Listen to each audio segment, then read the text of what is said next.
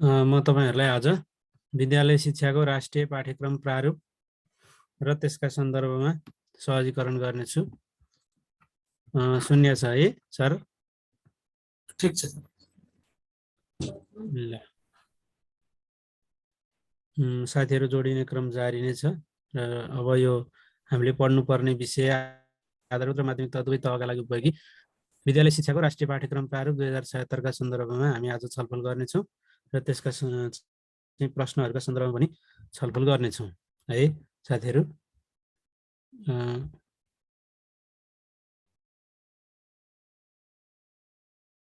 है त ल मैले सुरु गरेँ। अब यो विद्यालय शिक्षाको राष्ट्रिय पाठ्यक्रम प्रारूप अब कहिलेदेखि सुरु भयो, यो के हो त यो के हो भन्ने सन्दर्भमा आज हामी त्यसका सन्दर्भमा पढ्छौँ है। यो के हो भन्ने सन्दर्भमा आज हामी छलफल गर्छौँ। ल अब हेर्नुहोस् है साथीहरु, अब विद्यालय शिक्षाको राष्ट्रिय पाठ्यक्रम प्रारूप तपाईहरुलाई यो भन्दा पहिला के भनिरहनु भएको साथीहरुले अगाडिको भन्नुभएको छ, अगाडिको नि गर्छौँ हामी है। यो सँगसँगै फेरि अगाडिको नि गर्छौँ, त्यसमा पिर नलिनु साथीहरु। पढिसकेका कुराहरु चाहिँ हामीले चाहिँ त्यसलाई चाहिँ याद गर्दै जाउँ हैन, पढिसकेका कुराहरु याद गर्दै जाउँ, त्यो पनि हामी कम्प्लिट गर्छौँ है त। अर्को दिन कम्प्लिट गर्छौँ। विद्यालय शिक्षाको राष्ट्रिय पाठ्यक्रम प्रारूप भन्ने छ हाम्रो शीर्षक। विद्यालय शिक्षाको है, विद्यालय शिक्षाको राष्ट्रिय पाठ्यक्रम प्रारूप भन्ने हाम्रो शीर्षक छ। राष्ट्रिय पाठ्यक्रम प्रारूप भन्ने हाम्रो शीर्षक छ। विद्यालय शिक्षाको राष्ट्रिय पाठ्यक्रम प्रारूप है, साथीहरुले देख्नु भएको छ 2076 भन्ने छ। यो पढ्नुपर्ने कुरो यो छ है, पढ्नुपर्ने कुरो यो छ साथीहरु। अब हामीले यो भन्दा अघि के जान्नुपर्छ भने विद्यालय शिक्षाको राष्ट्रिय पाठ्यक्रम प्रारूप भनेको के हो त, यो भनेको के हो भनेर आयो भने, अथवा चाहिँ यो नै के हो भन्ने कुरा त पहिलो कुरो जुन बुझ्नु पर्यो, यसको बारेमा पढ्नुभन्दा अगाडि विद्यालय शिक्षाको राष्ट्रिय पाठ्यक्रम प्रारूप भनेको के हो त भन्ने सन्दर्भमा सबै पाठ्यक्रमहरूलाई मार्गदर्शन गर्ने मूल है, मियो भन्छौँ नि हामी, मियो हो, त्यसलाई चाहिँ विद्यालय शिक्षाको राष्ट्रिय पाठ्यक्रम प्रारूप भन्छौँ साथीहरु। मियो अथवा मार्गदर्शन पाठ्यक्रम भनेर भन्छौँ है। मार्गदर्शन भन्छौँ यसलाई, मार्गदर्शन गर्ने सबै पाठ्यक्रमहरूलाई मार्गदर्शन गर्ने काम यसले गर्छ। अब यो कहिले आयो त, सुरुमा कहिले आयो त भनेर सोध्यो भने एउटा जान्नुपर्ने कुरो, जस्तै एउटा प्रश्न लेखौँ, विद्यालय शिक्षाको है, विद्यालय शिक्षाको राष्ट्रिय पाठ्यक्रम प्रारूप, राष्ट्रिय पाठ्यक्रम प्रारूप,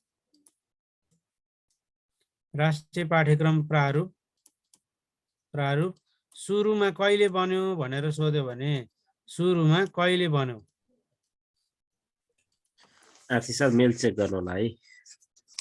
ए हुन्छ सर, सुरुमा कहिले बन्यो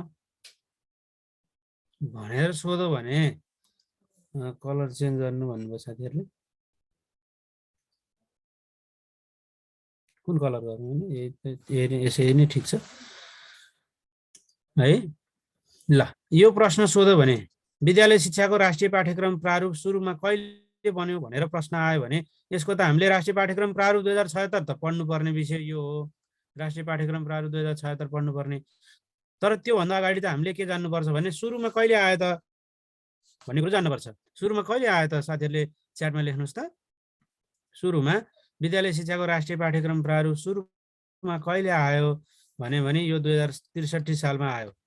पहिलो राष्ट्रिय पाठ्यक्रम प्रारूप 2063 साल 10 को महिना 25 गते है, 10-25 मा आयो, 10-25 मा आयो भनेर सम्झने, 10-25 मा आयो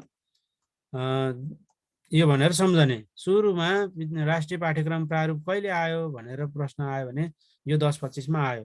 र दोस्रो राष्ट्रिय पाठ्यक्रम प्रारूप कुन हो अथवा विद्यालय शिक्षाको राष्ट्रिय पाठ्यक्रम प्रारूप 2076 कतिौं राष्ट्रिय पाठ्यक्रम प्रारूप हो भनेर सोध्यो भने पहिलो त यो भयो, पहिलो यो भयो र यसको पहिलो पटक संशोधन भयो।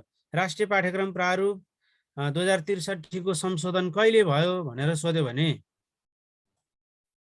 है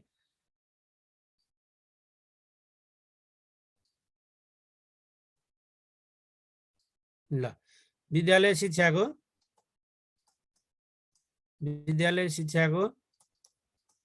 राष्ट्रिय पाठ्यक्रम प्रारूप है। विद्यालय शिक्षाको राष्ट्रिय पाठ्यक्रम प्रारूप 2063 को पहिलो संशोधन कहिले भयो भनेर सोध्न सक्छ। यो डेटहरू सोध्न सक्छ। पहिलो संशोधन कहिले भयो, कहिले भनेर सोध्यो भने कहिले छ साथीहरू? 2071 साल। 71 साल 3 को महिना 30 गते।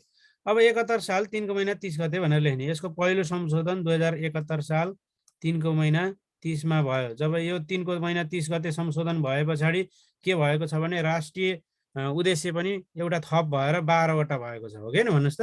प्राकृतिक प्रकोपसँग सम्बन्धित एउटा चाहिँ राष्ट्रिय उद्देश्य थप भएको छ। र यो डेट सँगै के सम्झनु पर्छ भने 2071 साल 3 को महिना 30 गते स्थानीय पाठ्यक्रम प्रारूप पनि आएको हो। त्यसैले यो दुईटा डेटलाई एकैचोटि सम्झनु पर्छ। स्थानीय पाठ्यक्रम प्रारूप है। स्थानीय पाठ्यक्रम प्रारूप पनि यही दिन हो भनेर सम्झँदाखेरि है, यही दिन हो भनेर सम्झने। परिमार्जन अथवा चाहिँ है पहिलो संशोधन अथवा परिमार्जन भनेको एउटै हो। संशोधन परिमार्जन भनेको एउटै हो। यो संशोधन परिमार्जन भनेको कुरो एउटै हो।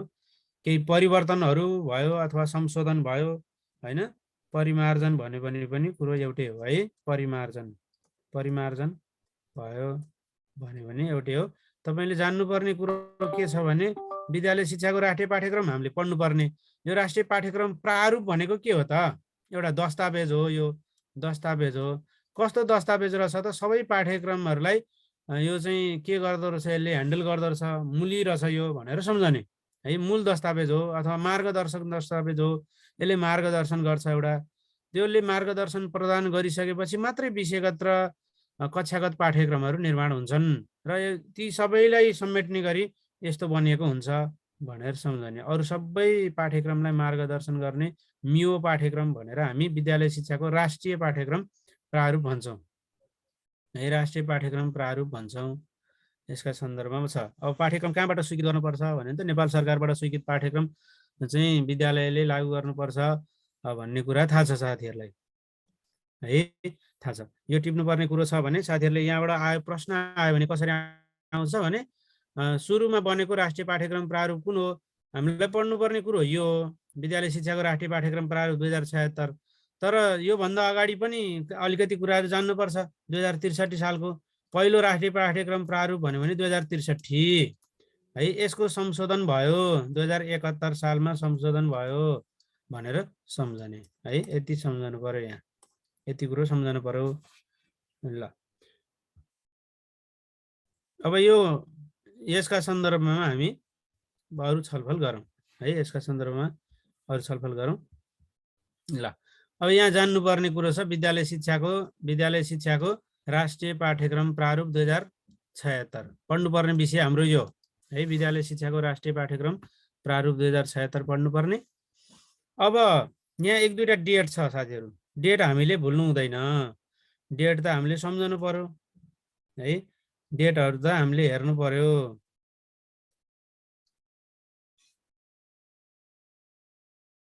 डेटहरू हेर्दाखेरि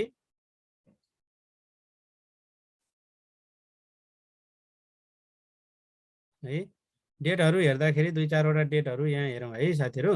ल यो कहिलेकाहीँ के प्रश्न सोध्छ भने यो माथितिरको प्रश्न सोध्छ। योभन्दा पहिला हामीले जान्नुपर्ने चाहिँ यहाँ तल मैले हाइलाइट गरेको छु, मिति 2076 साल भाद्र 20 गते। यो पहिलो कुरो जान्नु पर्यो है। यो चाहिँ भनेको चाहिँ यो जन्म मिति, यसको जन्म मिति जस्तो है। विद्यालय शिक्षाको राष्ट्रिय पाठ्यक्रम प्रारूपको जन्म मिति भनेको 2076 साल भदौरे झरीमा भनेर सम्झने। भदौरे झरीमा 2076 साल भाद्र 20 गते हो है।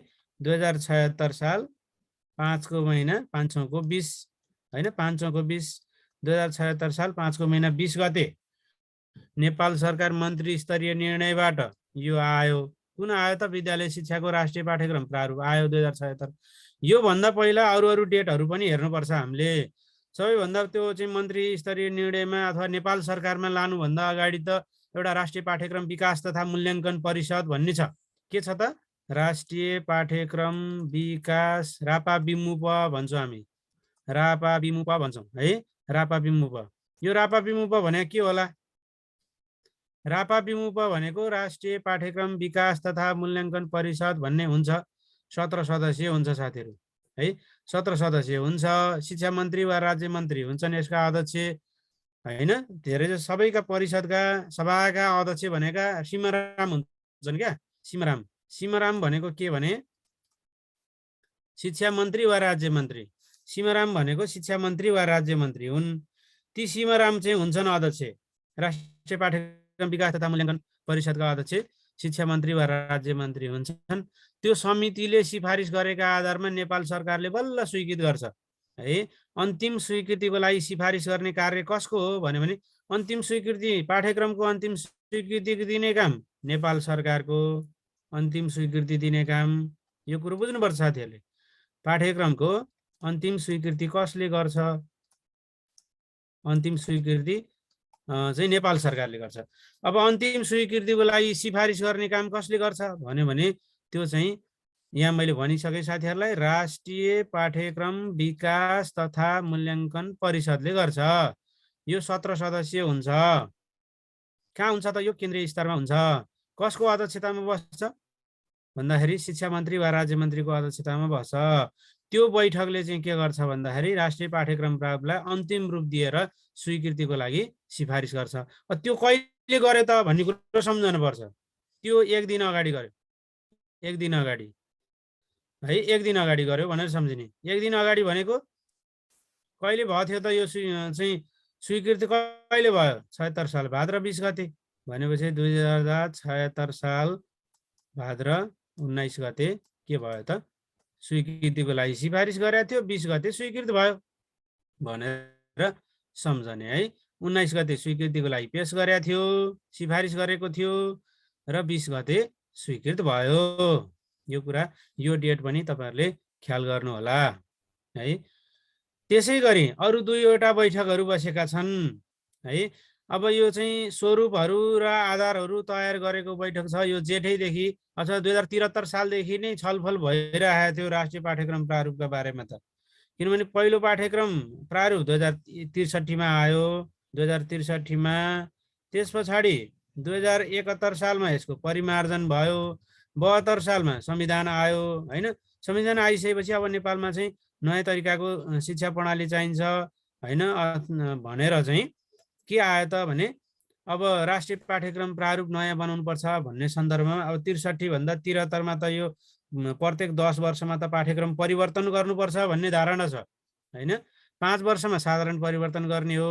साधारण भने पाठ्यक्रममा अलिक बृहत परिवर्तन गर्ने भनेको 10 वर्षमा हो। 10 वर्षमा यो राष्ट्रिय पाठ्यक्रम प्रारूपले नि बोलेको छ 10 वर्षमा गर्नुपर्ने। त्यसैले 63 भनेपछि 73 सालबाट चाहिँ 2073 सालबाट पाठ्यक्रमका सन्दर्भमा नयाँ ढाँचा ल्याउनुपर्छ भन्ने छलफल गरिरहेको थियो र एउटा स्वरूपहरू र आधारहरू प्रस्तुत भयो। स्वरूपहरू र आधारहरू प्रस्तुत कहिले भयो भन्दाखेरि 2075 साल 2 महिना 18 मा भयो है। र एउटा सिफारिस गरेको छ त्यो परिषदको बैठकले 75 साल 5 महिना 2 गते चाहिँ प्रारम्भिक बाल विकास शिक्षादेखि कक्षा 12 सम्मको पाठ्यक्रम संरचना सिफारिस गरेको थियो। अनि विभिन्न सरकारवालाहरूबाट राय सुझाव प्रतिक्रियाहरू दिएर त्यसमा अलिकति हल्का पुनरावलोकन गरेर परिमार्जन सहित 5 महिना 19 गते राष्ट्रिय पाठ्यक्रम विकास तथा मूल्याङ्कन परिषदको बैठकले राष्ट्रिय पाठ्यक्रम प्रारूपलाई अन्तिम रूप दिएर स्वीकृतिको लागि सिफारिस गर्यो नेपाल सरकार समक्ष। नेपाल सरकारले स्वीकृत गर्यो।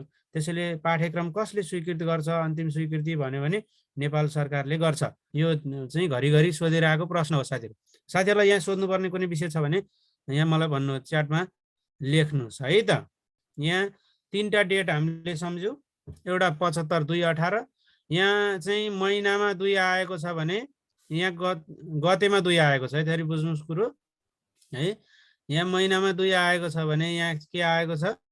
गतेमा 2 आएको छ। यसरी बुझ्नु पर्यो है। गतेमा 2 आएको छ 5 महिना 2 गते। र यहाँ 02 छ भने अन्तिम स्वीकृति भएको डेट कति छ त? 20 छ यसरी पनि हामी हेर्न सक्छौँ। डेटहरूलाई लिङ्क गरेर हामीले याद गर्नुपर्छ है। यहाँ 5-2 छ, तल कति छ 5-20 छ।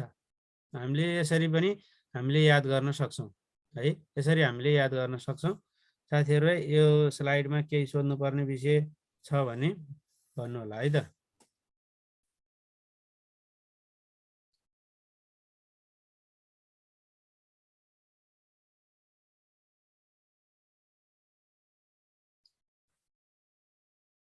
केही छ साथीहरू? यहाँबाट प्रश्न कसरी आउँछ भन्ने सन्दर्भमा कस्तो प्रश्न आउँछ त?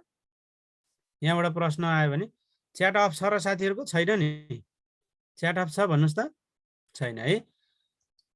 सुरुको पाठ्यक्रम चाहिँ राष्ट्रिय पाठ्यक्रम प्रारूप, पहिलो राष्ट्रिय पाठ्यक्रम प्रारूप कहिले बन्यो भनेर सोध्यो भने पहिलो राष्ट्रिय पाठ्यक्रम प्रारूप 63 मा बन्यो भनेर याद गर्ने एउटा कुरो। 63 मा राष्ट्रिय पाठ्यक्रम प्रारूप 2063 जसले चाहिँ विद्यालय शिक्षालाई आधारभूत र माध्यमिक शिक्षामा वर्गीकरण गरेको थियो, हो कि हैन भन्नुहोस् त? त्यसरी गरेको थियो। अनि यासा सार्पीले पनि त्यसैलाई जोड दिएको छ। ल यहाँबाट केही सोध्नुपर्ने विषय साथीहरूलाई छ भने त्यसको परिमार्जन याद गर्ने। 63, 71, 33 मा असारको महिनामा भयो र यो चाहिँ भदौको महिनामा स्वीकृत भयो भन्ने कुरा यहाँ चाहिँ सम्झनु पर्यो। र एउटा चाहिँ राष्ट्रिय पाठ्यक्रम विकास तथा मूल्याङ्कन परिषद भन्ने हुँदो रहेछ। त्यसले चाहिँ के गर्दो रहेछ भने नेपाल सरकारलाई पाठ्यक्रम चाहिँ अन्तिम स्वीकृतिको लागि सिफारिस गर्दो रहेछ र नेपाल सरकारले अन्तिम स्वीकृति दिँदो रहेछ भन्ने कुरा सम्झनु पर्यो। र यो डेटहरू याद गर्दाखेरि कसरी याद गर्नु पर्यो? 75/5/2 मा पाठ्यक्रम सिफारिस गर्यो। सिफारिस गर्ने बित्तिकै विभिन्न सरकारवालाहरूलाईसँग छलफल भयो। छलफल भएर राय सुझावहरू सङ्कलन गरियो। राय सुझावहरूलाई पुनरावलोकन गरियो। पुनरावलोकन गरेर केही परिमार्जन सहित अघिल्लो दिन चाहिँ सिफारिस गरियो। भोलिपल्ट के भयो त? स्वीकृत भयो। यसरी सम्झने। 75/5/2 यहाँ 5-2 छ, तल कति छ त? 5-20 त। यो साथीहरूले स्क्रिनसट गर्नुपर्ने छ भने गर्नु होला। ल ओके, अब अगाडि बढेँ है त। यहाँबाट प्रश्न कसरी आउँछ मैले साथीहरूलाई भनि नै हालेँ है, भनि नै हालेँ। ल यही सन्दर्भमा कुरो के छ त?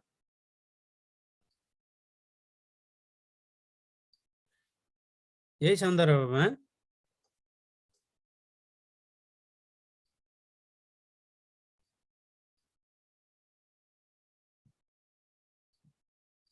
ल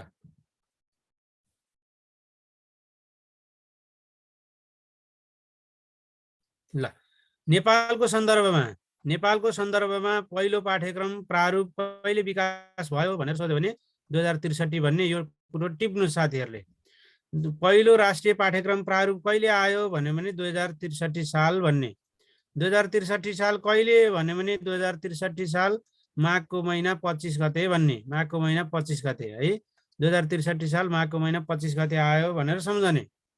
र त्यसको पहिलो चाहिँ परिमार्जन कहिले भयो, अद्यावधि कहिले भयो भन्यो भने 71 साल 3 को महिना 30 गते आयो भनेर सम्झने। यो डेट सम्झनु पर्यो। 2063 सालमा पहिलो राष्ट्रिय पाठ्यक्रम प्रारूप आयो। पहिलो राष्ट्रिय पाठ्यक्रम प्रारूप है साथीहरू, राष्ट्रिय पाठ्यक्रम प्रारूप आयो र यसको पहिलो परिमार्जन 2071 साल 3 को महिना 30 गते भयो। 3 को महिना 30 गते पहिलो के भयो? परिमार्जन भयो। यही दिन के आयो भनेर सम्झने। यही दिन यो यही 71 साल 3 को महिना 30 गते तपाईले यसो सम्झिने स्थानीय पाठ्यक्रम प्रारूप पनि आयो। त्यसैले स्थानीय पाठ्यक्रम प्रारूपको पनि डेट सम्झाउँदाखेरि, स्थानीय पाठ्यक्रम प्रारूपको पनि डेट सम्झाउँदाखेरि त्यसरी सम्झनु पर्यो है। त्यसरी सम्झनु पर्यो। ल र के भयो त? यिनीहरूबाट चाहिँ 2071 सालबाटै पाठ्यक्रम चाहिँ यो परिमार्जन भइसके पछाडि 2073 सालबाट विभिन्न कुराहरू आइसकेका थिए। विभिन्न सुझावहरू आइरहेको थियो, विश्लेषण त्यसै गरी अनुभव भइरहेको थियो र अनि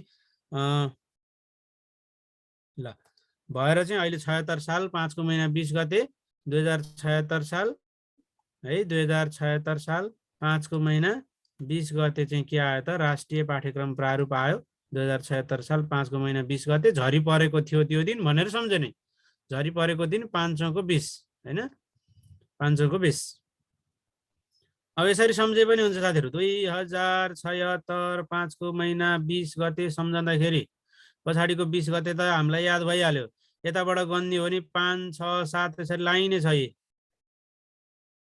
5 6 7 है 5 6 7 यसरी 5 6 7 2076 साल 5 6 7 है र कति गते 20 गते लास्टको 20 यता पनि 20 यसरी जोड्दिने है सम्झने कसरी राष्ट्रिय पाठ्यक्रम प्रारूप सम्झँदाखेरि 5 6 7 यता पनि 20 यता पनि 20 किन यो धर्को आउँछ साथीहरु धर्को अटोमेटिक आइरहेछ 72 सालमा त संविधान आएको है कसरी सम्झने रहेछ 5 हेर्नुस् है राष्ट्रिय पाठ्यक्रम प्रारूपको डेट सम्झँदाखेरि 5 6 7 यता पनि 20 यता पनि 20 अब याद हुन्छ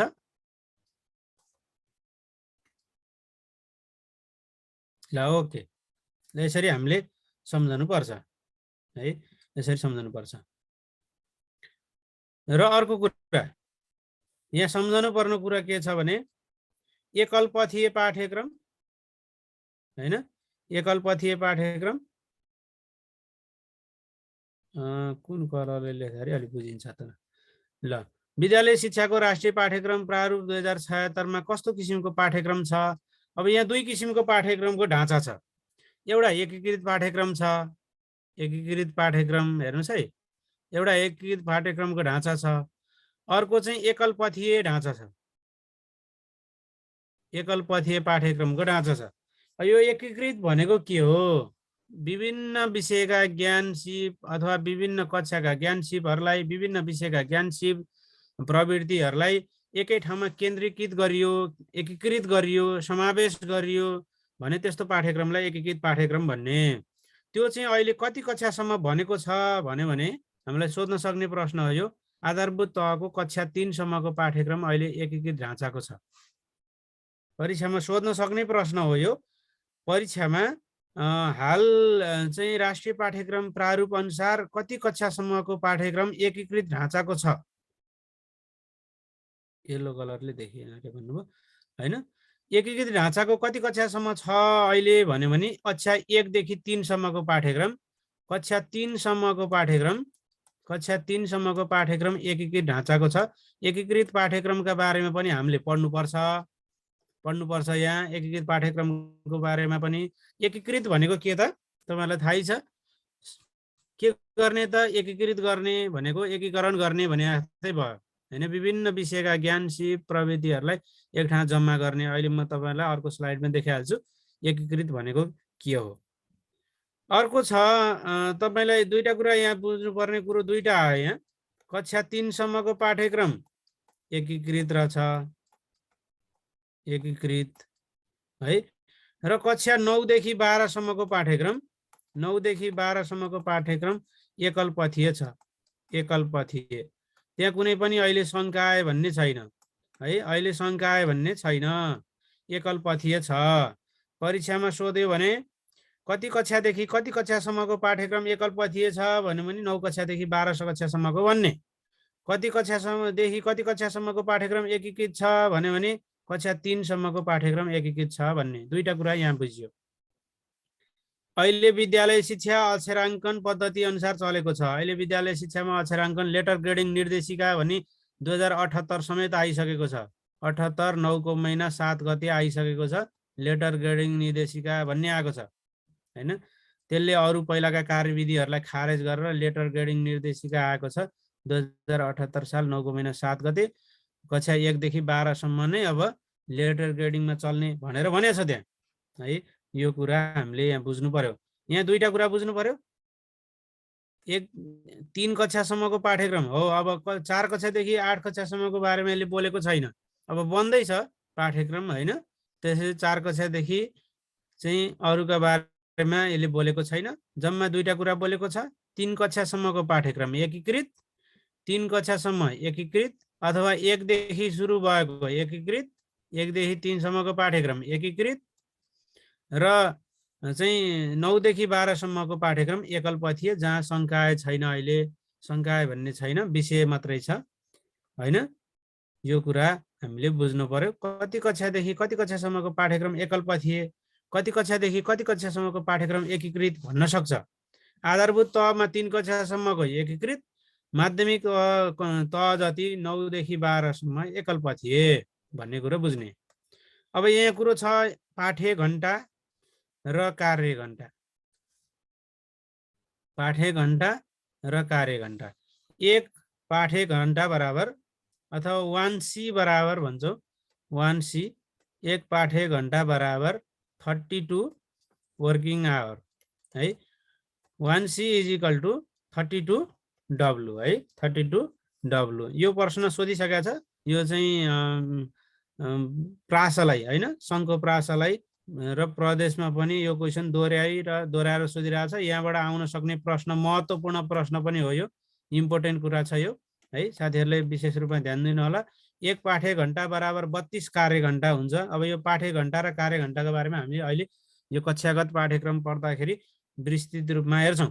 अहिले बुझ्नुहोस्, 1 पाठ्य घण्टा बराबर 32 कार्य घण्टा हुन्छ है। कार्य घण्टा चाहिँ वार्षिक रूपमा हुन्छ। पाठ्य घण्टा भनेको पहिला हामी पाठ्यभार भन्थ्यौँ, अहिले साप्ताहिक रूपमा हुन्छ हैन। यसरी हामीले हेर्नु पर्यो। ल, यहाँ भन्नुपर्ने कुरो साथीहरूको केही छ भन्नुहोस् त। यहाँबाट आउन सक्ने प्रश्न मैले भने 2टा प्रश्न आउन सक्छ यहाँबाट। एउटा प्रश्न के आउन सक्छ, कति कक्षासम्मको पाठ्यक्रम एकीकृत छ, 3 कक्षासम्म भन्ने सक्यो। अर्को के प्रश्न आउन सक्छ, कति कक्षासम्मको पाठ्यक्रम एकल पथीय छ, 9 देखि 12 भन्ने सक्यो। अथवा यसरी भन्न पनि सक्छ, कक्षा 9 देखि 12 सम्मको पाठ्यक्रम कस्तो ढाँचाको छ भन्छ, अनि एकल पथीय, बहुपथीय, एकीकृत हैन। यसै गरी तपाईँलाई अप्सन दिन सक्छ। भनेपछि एकल पथीय भन्नु पथ भन्ने कुरो बुझ्नु पर्यो। पथ, यहाँ पथ भन्ने कुरो छ है। र 3 सम्मको पाठ्यक्रम एकीकृत ढाँचाको छ, यति कुरो बुझ्ने। यो तलको कुरो अहिले नहेर्नु होला। यो हामीले अहिले विस्तृत छलफल गरिहाल्छौँ, यो हेर्नु परेन है। ल, त्यसै गरी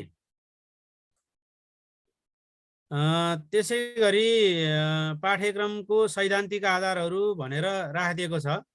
सैद्धान्तिक आधारहरू भनेको पाठ्यक्रम कस्तो किसिमले बनेको छ त भनेको, कस्तो किसिमले बनेको छ।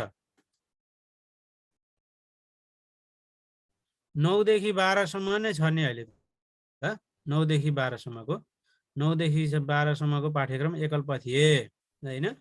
9 देखि 12 सम्मको पाठ्यक्रम एकल पथीय। अब सक्षमतामा आधारित पाठ्यक्रम छ। यो सक्षमता भने के होला साथीहरूलाई, पहिला उद्देश्य भन्थ्यो है। 4-8 को बारेमा केही पनि बोलेको छैन, 4-8 केही पनि होइन है। तपाईहरुलाई सोध्यो भने 4-8 को बारेमा सोध्दैन, 4-8 को बारेमा सोध्दैन। अब यहाँ बुझ्नु पर्यो उद्देश्य र सक्षमतामा के फरक छ त। उद्देश्य र सक्षमतामा के फरक छ।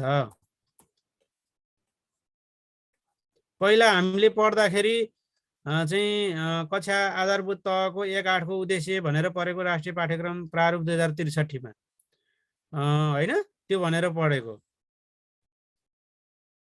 ल, सक्षमता हुनका लागि के कुरा चाहिन्छ भने नलेज है, नलेज, स्किल, एटिट्युड है, केआसे भी भ्यालु है, अनि केएसए भी एआर है, आर रेडी टु डु भन्ने छ हैन। यो अब विशेषता चाहिँ यो केएसए भी भन्ने छ। केएसए भी भनेको नलेज, स्किल, एटिट्युड, भ्यालु।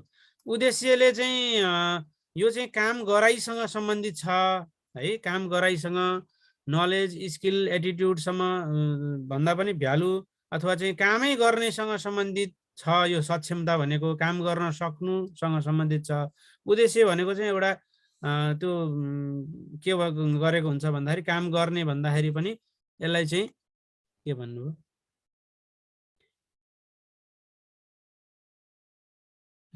हामीलाई यहाँबाट प्रश्न सोध्यो भने हेर्नु है, एकीकृत र एकल पथीय भनेको एकीकृत पाठ्यक्रमको बारेमा हामीले विस्तृत अध्ययनै गर्नुपर्छ है। सुन्नुहोस् है, एकीकृत पाठ्यक्रम भनेको के हो भन्ने बारेमा हामीले विस्तृत अध्ययनै गर्नुपर्छ। यो अहिले पढ्नै पर्छ। एकीकृत पाठ्यक्रम र स्थानीय पाठ्यक्रम भनेर हाम्रो चाहिँ करिकुलममै राखिदिएको छ। एकीकृत र स्थानीय पाठ्यक्रम कक्षा 1-3 को पाठ्यक्रम पढ्नुपर्छ, त्यहाँका क्षेत्र र क्रम पढ्नुपर्छ। यो विस्तृत रूपमा अध्ययन गर्छौँ एकीकृत पाठ्यक्रमको। एकल पथीय भनेको यहाँ अहिले शङ्काए केही पनि छैन हैन, शङ्काए केही पनि छैन। एउटै बाटो छ, एउटै बाटो, जुनसुकै विषय पढाइ पनि भयो। त्यहाँ विज्ञान विषय अथवा चाहिँ गणित विषय भन्ने विषयहरू मात्रै छ, त्यसैले एकल पथीय पाठ्यक्रम छ भनेर सम्झने। एकीकृत भनेको चाहिँ जस्तो यस्तो हो। एकीकृत भने साथीहरूलाई भनिहालौँ, एकीकृत भनेको जस्तो गणित विषय पढाउँदाखेरि वृत्तचित्र पढाइ हुन्छ हैन, र गणित यहाँ फेरि 3 कक्षासम्मको कुरो गर्नु पर्यो, वृत्तचित्रको कुरा नगरौँ। गणितमा जोड घटाउ गुणन भाग पढाइ हुन्छ भने, जोड पढाइ हुन्छ भने तपाईँले सामाजिक पढाउँदाखेरि पनि जोडको कुरा ल्याउनु पर्यो। यहाँ जोडका कुरा ल्याउनु पर्यो। कसरी भने चाहिँ कुनै अब तपाईँले सामाजिकमा परिवारका सदस्यहरू पढाउनुहुन्छ, परिवार पढाउनुहुन्छ भने चाहिँ यहाँ आमा बुबा पढाइ भयो भने आमा र बुबा हैन, आमा कतिजना, बुबा कतिजना, अथवा दाजुभाइ कतिजना भनेर यहाँ जोडको अवधारणा ल्याउन सक्नुहुन्छ के हैन। यसरी चाहिँ जोड पढाउँदा, गणितमा जोड पढाउँदाखेरि सामाजिकका कुरा ल्याउनु पर्यो। सामाजिक यो चाहिँ गणितमा जोड पढाउँदाखेरि सामाजिकका कुरा, सामाजिकमा पढाउँदा कुनै परिवार पढाउँदाखेरि जोडका कुरा, यी समावेश भएर आउने भयो के। यी अङ्ग्रेजी पनि यी समावेश भएर आउँछ कतिपय कुराहरू हो। लिङ्क गरेर पढाउने, लिङ्क गरेर अथवा एकीकृत गर्ने। यसका भएका ज्ञानहरू सामाजिकमा सिक्ने ज्ञानहरूलाई गणितमा पनि लिङ्क गर्ने हैन।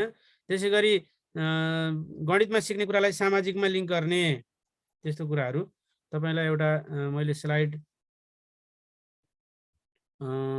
देखाउन चाहे एकीकृत पाठ्यक्रमका सन्दर्भमा।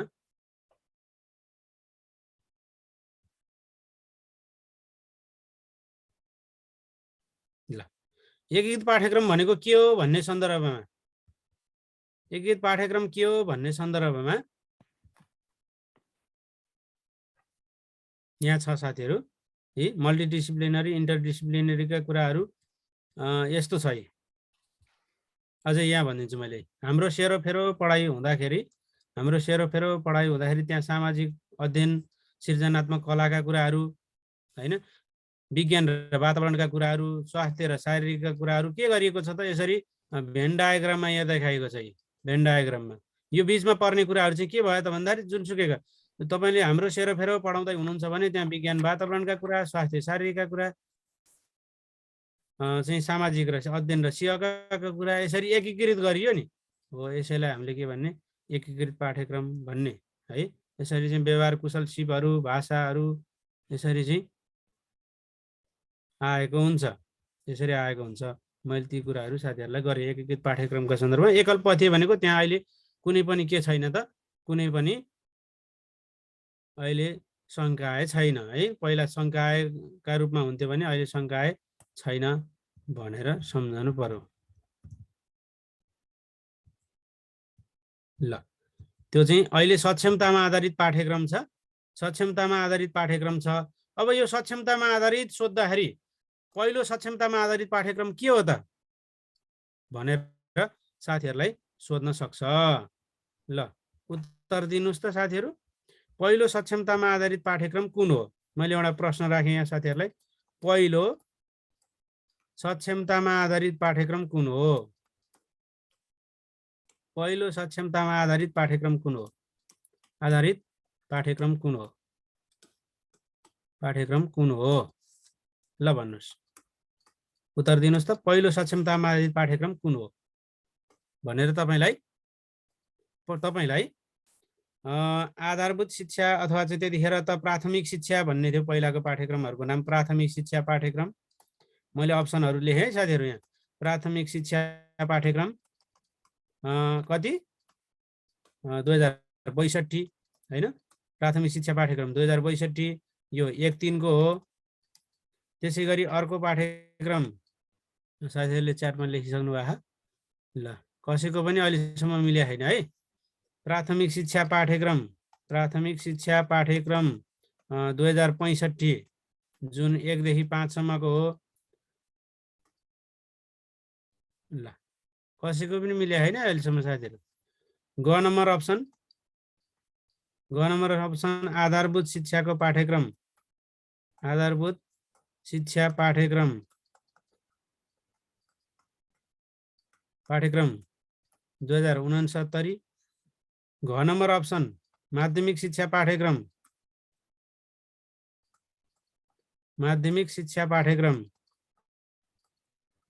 2071। ल भन्नु 4वटा अप्सन मध्ये कुन चाहिँ सही हो?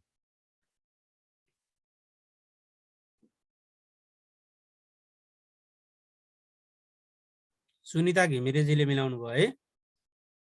ल पहिलो सक्षमतामा आधारित पाठ्यक्रम कुन हो? ख भन्ने जति सबैको बिग्रियो है। ख भन्ने जति घ भन्ने जति साथीहरूको बिग्रियो, क भन्ने साथीको नि बिग्रियो। यसको सही उत्तर के हो त? ग अप्सन सही हो। आधारभूत शिक्षा पाठ्यक्रम जुन कति 2069 सालमा बनेको यो कक्षा 6-8 को पाठ्यक्रम नै पहिलो सक्षमतामा आधारित पाठ्यक्रम हो। तपाईले अरु पाठ्यक्रमहरु हेर्नुभयो भने प्राथमिक शिक्षा पाठ्यक्रम 2062 मा हेर्नु पर्यो भने त्यहाँ 1-5 को उद्देश्य भनेको छ, 6-8 को उद्देश्य भनेको छ, 9-10 को उद्देश्य भनेको छ। त्यहाँ कुनै पनि सक्षमता भन्ने शब्द प्रयोग भएको छैन।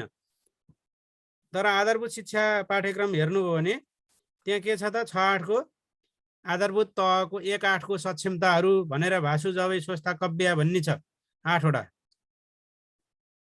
त्यो अगाडि को अक्षरबाट बनाएको मैले भाषु जबै स्वस्था कव्य भन्ने 8 वटा चाहिँ सक्षमताहरू राखेको छ। पहिलो सक्षमतामा आधारित पाठ्यक्रम अथवा सक्षमता प्रयोग भएको पाठ्यक्रम कुन हो भनेर परीक्षामा सोध्यो भने पहिलो पाठ्यक्रम कुन हो भन्ने 2069 सालको पाठ्यक्रम पहिलो सक्षमतामा आधारित पाठ्यक्रम हो है।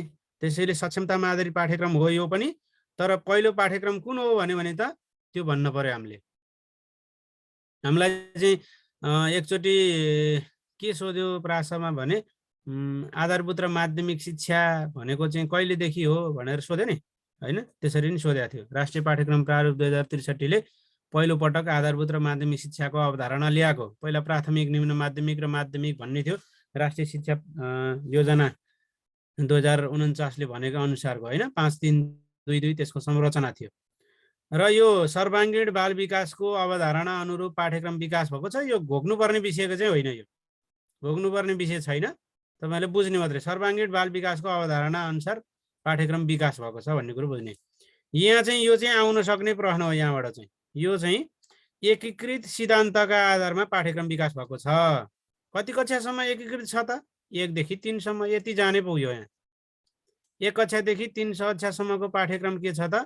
विषयगत पहिचान हुने गरी एकीकृत सिद्धान्तको आधारमा विकास गरिएको छ। यति सम्झने।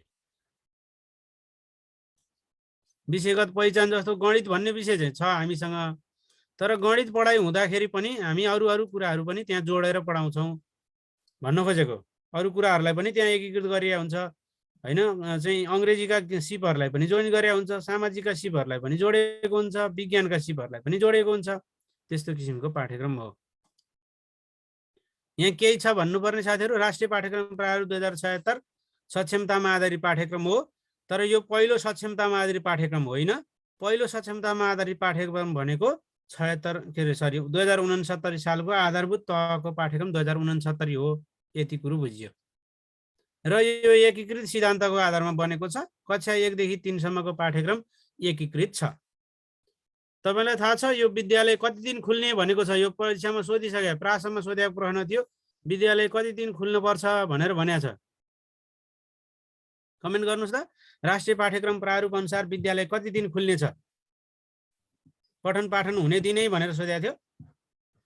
पठन पाठन हुने दिन कति दिन हो भनेर सोधेको थियो।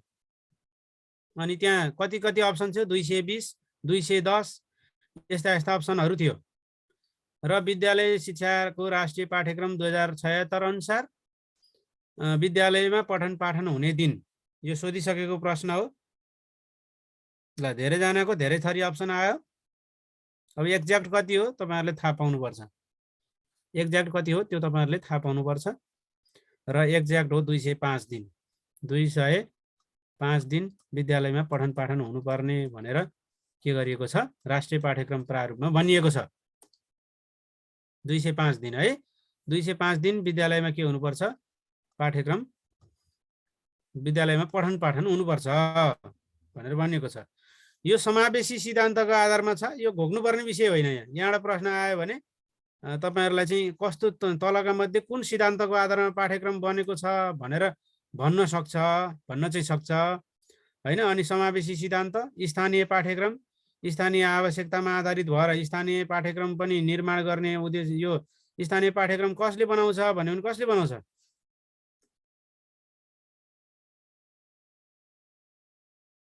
2063 अनुसार 205 दिन होइन है साथीहरु। 2073 अनुसार 205 दिन होइन। राष्ट्रिय पाठ्यक्रम प्रारूप अनुसार 205 दिन विद्यालय खुल्नुपर्ने पठन पाठन हुनुपर्ने प्रावधान छ। स्थानीय आवश्यकतामा रहेर स्थानीय पाठ्यक्रम अहिले राष्ट्रिय पाठ्यक्रम प्रारूपले कक्षा 1 देखि 8 सम्मको स्थानीय पाठ्यक्रम बनाउने अधिकार कसलाई दिएको छ, स्थानीय तहलाई दिएको छ। स्थानीय तहलाई, त्यो कुरा हामीले बुझ्नुपर्छ। सूचना सञ्चार आधुनिक प्रविधिको उपयोगमा आधारित पाठ्यक्रम छ, यो घोक्नुपर्ने विषय छैन। जीवनोपयोगी तथा कार्यप्रति अभिमुख पाठ्यक्रम भनेको छ, यो सरसर्ती हेर्दा हुन्छ, यसलाई घोक्नुपर्ने विषय छैन है साथीहरु। स्थानीय तहले स्थानीय पाठ्यक्रम बनाउँछ। अहिले कति कक्षासम्मको पाठ्यक्रम स्थानीय तहले बनाउन सक्छ भन्यो भने स्थानीय पाठ्यक्रम कक्षा 1 देखि 8 सम्मको चाहिँ स्थानीय तहले बनाउन सक्ने अधिकार छ। कति कक्षासम्मको पाठ्यक्रम स्थानीय तहले बनाउन सक्छ भन्यो भने 8 कक्षासम्मको पाठ्यक्रम स्थानीय तहले बनाउन सक्छ है साथीहरु। अब अगाडि जाउँ। ल यो पाठ्यक्रम विकासको सैद्धान्तिक आधार हो, तलका मध्ये कुन होइन भनेर सोध्न सक्छ। यसमा चाहिँ सहभागितामूलक पाठ्यक्रम विकास गरिएको छ, लचिलोपना छ, विविधतामा आधारित छ हैन, विविधतामा आधारित छ। त्यसैगरी नेपाली मूल्य मान्यता पूर्वीय ज्ञानमा आधारित छ, सिकाइका प्रमुख क्षेत्रहरूको व्यवस्थापन गरिएको छ, शैक्षिक गुणस्तर मानकको सुनिश्चिततामा आधारित भएर गरिएको छ, खोज तथा अनुसन्धानमा आधारित छ। यो कण्ठ गर्नुपर्ने विषय होइन, तपाईले यसलाई धेरै ध्यान दिनु पर्दैन, यो इम्पोर्टेन्ट छैन। यस्ता कुराहरू परीक्षामा सोध्यो भने पनि तलको मध्ये कुन चाहिँ हो अथवा सबै माथिका सबै आउने खालका उत्तरहरू यहाँबाट सोध्न सक्छ। यो धेरै कण्ठ गरिरहनु पर्ने विषय होइन। यो पाठ्यक्रमको एकीकृतको ढाँचाहरू छ, विभिन्न ढाँचाहरू, यसलाई हेर्नु पर्दैन। अघि नै हामीले हेरिसकेका कुराहरू छ, दुईटा कुरा छ। एउटा टेबल यस्तो बनाउनु भयो भने, एउटा टेबल बनाउनु भयो भने, एउटा आधारभूत तहको पाठ्यक्रम, एउटा माध्यमिक तहको पाठ्यक्रम। आधारभूत तह 1-3 को पाठ्यक्रम चाहिँ एकीकृत छ, एकीकृत हैन। अनि माध्यमिक तह 9-12 को पाठ्यक्रम, माध्यमिक तह 9-12 को पाठ्यक्रम चाहिँ कस्तो छ त, एकलपथीय छ। एकलपथीय, त्यहाँ कुनै संकाय छैन, बहुपद छैन भनेर सम्झने है। त्यो कुरा सम्झने साथीहरु, यो कुरा सम्झने हैन। यो कुरा अहिले आउँछ, कति घण्टा भन्ने कुरा अहिले आउँछ, यसलाई अहिले यतिकै राख्नला। 1 पाठ्य घण्टा बराबर 32 कार्य घण्टा मानिन्छ। फेरि पनि आयो यो कुरो, यो सबै कुराहरू अघि आइसकेका कुरा हो। तपाईले दुईटा कुरा यहाँ सम्झनुहुन्छ, 1-3 सम्मको पाठ्यक्रम एकीकृत, 9-12 को पाठ्यक्रम एकलपथीय।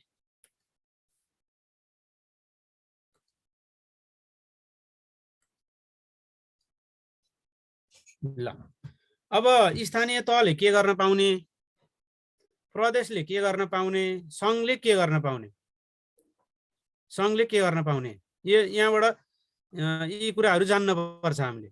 तपाईलाई भोलि तपाईलाई चाहिँ के भनेर सोध्यो भने कक्षा 8 को परीक्षा कसले गर्ने भनेर सोध्यो हैन। राष्ट्रिय पाठ्यक्रम प्रारूप अनुसार कक्षा 8 को परीक्षा कसले गर्न सक्ने छ भनेर सोध्यो भने, कक्षा 8 को परीक्षा कसले गर्ने राष्ट्रिय पाठ्यक्रम प्रारूप अनुसार भनेर सोध्यो भने के उत्तर हुन्छ तपाईको?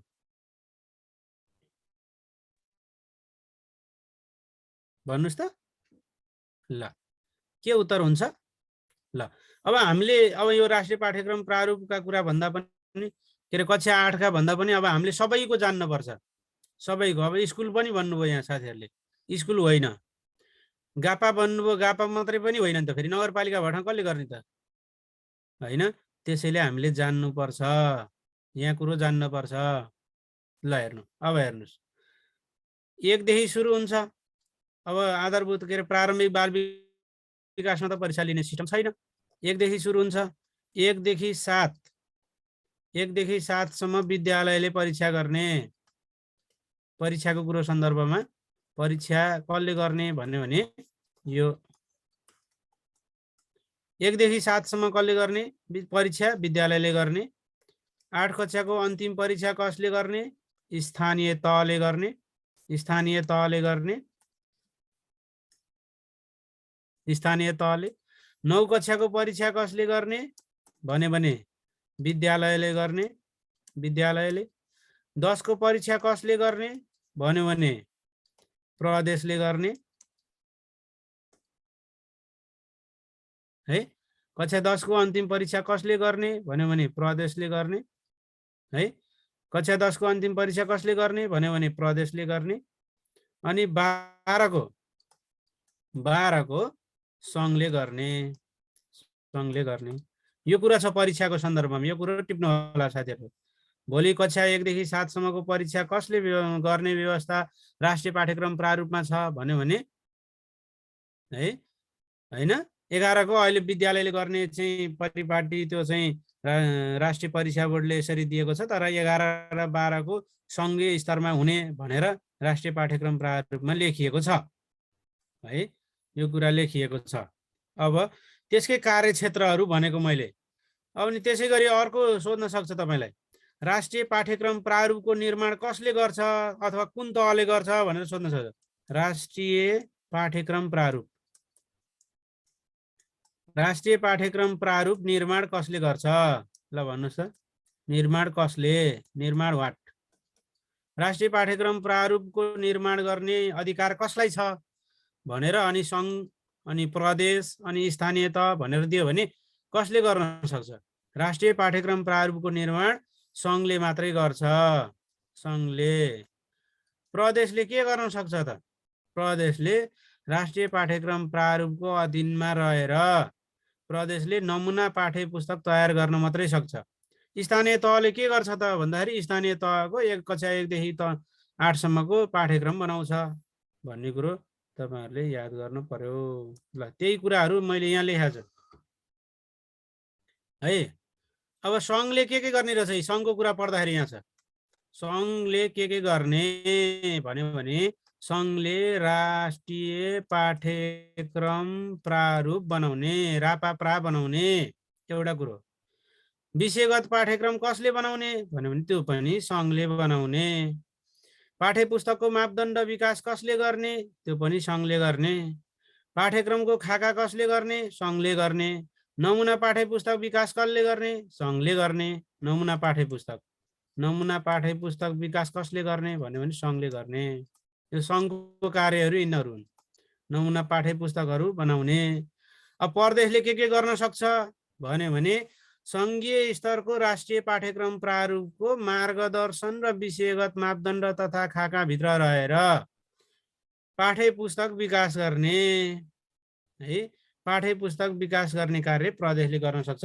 तर कहाँको मार्गदर्शन हेर्नु पर्यो त? राष्ट्रिय पाठ्यक्रम प्रारूपको मार्गदर्शन हेर्नु पर्यो है, त्यो गर्न सक्छ है। र स्थानीय तहले के गर्ने भनेर सोध्यो तपाईलाई। स्थानीय तहले के गर्न सक्ने भन्यो भने स्थानीय पापा बनाउने भन्ने। स्थानीय पापा, स्थानीय पापा बनाउँछ स्थानीय तहले। के भनेको पापा भनेको? एउटा भनेको पाठ्यक्रम, अर्को पा भनेको पाठ्य सामग्री। दुईटा चिज बनाउनु पाउँछ स्थानीय तहले। एउटा पाठ्यक्रम, स्थानीय तहको पाठ्यक्रम सङ्घको अधीनमा लगाएर बनाउनु पर्यो। उसले चाहिँ 4 पाठ्य घण्टा भनेको छ, 5 बनाइदिनु भयो त भएन नि त। सङ्घीय आधारमा रहेर त्यसैलाई आधार मानेर विषयगत पाठ्यक्रम हेरेर हामीले चाहिँ स्थानीय पाठ्यक्रम बनाउन पाउँछौँ है। सङ्घले चाहिँ 8 कक्षासम्म बना भनेको छ अनि 10 को बनाइदिएर हुन्छ त? हुँदैन। त्यो चाहिँ मापदण्ड चाहिँ मार्गदर्शन चाहिँ कहाँको हेर्नु पर्यो? मार्गदर्शक सिद्धान्त भनेको त राष्ट्रिय पाठ्यक्रम प्रारूप हो। त्यसको मार्गदर्शन र खाकाभित्र रहेर हामीले चाहिँ स्थानीय पाठ्यक्रम बनाउन मिल्छ। स्थानीय पाठ्यक्रम र पाठ्य सामग्री विकास गर्ने कार्य कसको हो भनेर तपाईलाई परीक्षामा सोध्यो भने के भन्ने? स्थानीय तह भन्ने। स्थानीय तह। अर्को प्रश्न के भनेर सोध्न सक्छ तपाईलाई भने नि, खाली कहाँ छ साथीहरु? खालीमा लेख्नु पर्यो। यहाँ लेख्छु है। ल, कक्षा 9 देखि 12 मा ऐच्छिक विषयको छनौट कसले गर्छ? यस्तो प्रश्न आउन सक्छ तपाईलाई। ऐच्छिक विषयको छनौट कसले गर्छ? ऐच्छिक विषयको छनौट कसले गर्छ? कसले गर्छ? ल भन्नुस् त। कक्षा 9 देखि 12 सम्मको चाहिँ ऐच्छिक विषयहरूको छनौट कसले गर्छ? ल भन्नुस् त साथीहरु। कक्षा 9 देखि 12 सम्मको ऐच्छिक विषयको छनौट कसले गर्छ भनेर सोध्यो भने अनि तपाईलाई दिन्छ यहाँ। अब म अप्सन दिन्छु है। अप्सनहरु एउटा विद्यालय, अर्को अप्सनमा स्थानीय तह, अर्को अप्सनमा शिक्षा विकास तथा समन्वय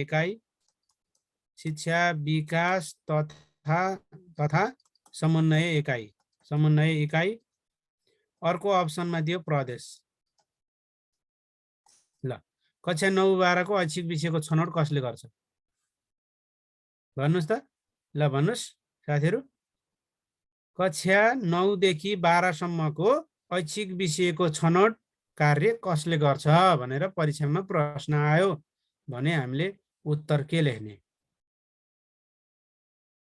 ल है।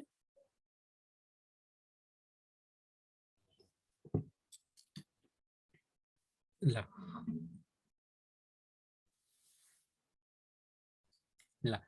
यसको सही उत्तर हो विद्यालय। यसको सही उत्तर के हो? विद्यालय हो। विद्यालय हो है। यसको सही उत्तर के हो? विद्यालय हो। त्यसैगरी अर्को प्रश्न लेख्छु है साथीहरु। कक्षा 9 देखि 12 सम्मको ऐच्छिक विषयको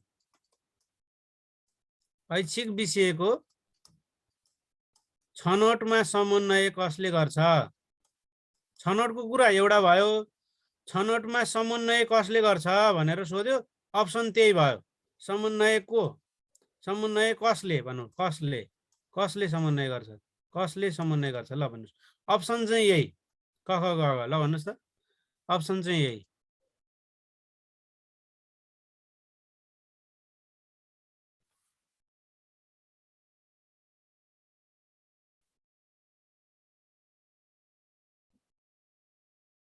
स्थानीय कक्षा 9 देखि 12 सम्मको ग पनि भनिरहनु भएको छ साथीहरुले है। ग पनि भनिरहनु भएको छ, ख पनि भन्नु भएको छ है। अब हेर्नुस् फेरि हामीलाई लागेर हुँदैन नि। एन्सर चाहिँ हामीलाई लागेर हुँदैन। हो जस्तो लागेर अथवा व्यवहारिक कहिलेकाहीँ मिलाएर गरेर हुँदैन। ऐनका कुराहरू, यही दस्तावेजका कुराहरू हुबहु ठ्याक्कै याद गर्नुपर्छ हामीले। यो चाहिँ स्थानीय तह हो। स्थानीय तहको समन्वयमा कक्षा 9 देखि 12 सम्मको चाहिँ यो ऐच्छिक विषयको छनौट गर्ने कार्य विद्यालयले गर्छ भनेर राष्ट्रिय पाठ्यक्रम प्रारूपमा लेखिएको छ। त्यसैले हामीले सम्झनु पर्ने विषय यही हो।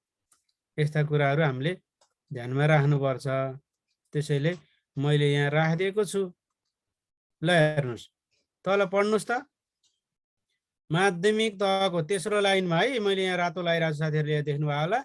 माध्यमिक तहको कक्षा 9-12 को पाठ्यक्रम संरचनामा उल्लिखित समूह र विषयहरूको सूची अनुसार हुने गरी ऐच्छिक विषयहरू स्थानीय तहको समन्वय र सहजीकरणमा कसले छनौट गर्ने? विद्यालयले। यो कुरो टिप्पण गर्नु होला।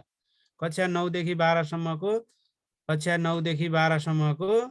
चाहिँ ऐच्छिक विषयहरूको हैन, त्यहाँ ऐच्छिक विषयहरू छन्, संख्याहरू छैनन् अहिले हैन। ऐच्छिक विषयहरू कसले समन्वय गर्ने रहेछ? दुईटा कुरो सम्झनु पर्यो। कसले गर्ने? संस्थाले गर्ने अथवा स्थानीय तहले गर्ने, संस्थाले गर्ने भनेको स्थानीय तहले गर्ने, स्थानीय तहले गर्ने है, कसले गर्ने, स्थानीय तहले गर्ने, छनौट कसले गर्ने, विद्यालयले गर्ने। यति कुरो सम्झनु पर्यो। छनौट कसले गर्ने, विद्यालयले गर्ने, विद्यालयले गर्ने। अब परीक्षा कसले गर्ने भन्यो भने कक्षा 9 देखि 12 सम्मको स्थानीय तहले समन्वय गर्न पाउने भनेको छ नि राष्ट्रिय केमा रे तपाईले स्थानीय सरकार सञ्चालन ऐनमा के पढ्नुभयो थाहा छ? माध्यमिक तहसम्मको शैक्षिक कार्यक्रमको समन्वय र नियमन भनेर मासनी पढेको हो कि हैन? मासनी भनेको के? माध्यमिक तहसम्मको शैक्षिक कार्यक्रमको समन्वय र नियमन गर्ने। अनि समन्वय गर्न पाएन र? केमा समन्वय त? यस्तै पाठ्यक्रममा समन्वय गर्ने, समन्वय गरिदिने हो हैन? त्यहाँ चाहिँ विषयगत शिक्षकहरूको छन् छैनन् हो कि हैन भन्नु त? विषयगत शिक्षकहरूको छैनन्। त्यहाँ पढ्ने विद्यार्थी कस्ता ब्याकग्राउन्डबाट आउँछन् ती कुराहरू सबै हेरेर ऐच्छिक विषयहरू छनौट गर्नलाई छनौट त विद्यालय व्यवस्थापन समितिले त्यहाँको विद्यालयले गरिहाल्छ निर्णय गरेर, तर समन्वय गरिदिने। दुईवटा विद्यालयहरू सँगसँगै चलेका छन् भने एउटा विद्यालयमा एउटा विषय पढाइ गर्न चाहिँ भनिदिने, अर्को विद्यालयमा अर्को विषय पढाइ गर्न भनिदिने। समन्वय भएन र? यो विद्यालयमा यस्तो भएको छ तपाईहरुकोमा यसो गर्नुस् भनेर भनिदिने। निर्देशनात्मक भन्दा पनि समन्वयात्मक भूमिका खेल्दिने हो। यो भनेको माध्यमिक तहसम्मको शैक्षिक कार्यक्रमहरूको समन्वय र नियमन गर्ने, मासनी गर्ने अधिकार स्थानीय तहलाई छ। त्यसैले त्यही मासनी भित्र माध्यमिक तहसम्मको कक्षा 9 देखि 12 सम्मको ऐच्छिक विषयहरूको छनौटमा कसले भूमिका खेल्छ भन्यो भने स्थानीय तहको समन्वय र सहजीकरण। छनौट कसले गर्छ भन्यो भने विद्यालयले।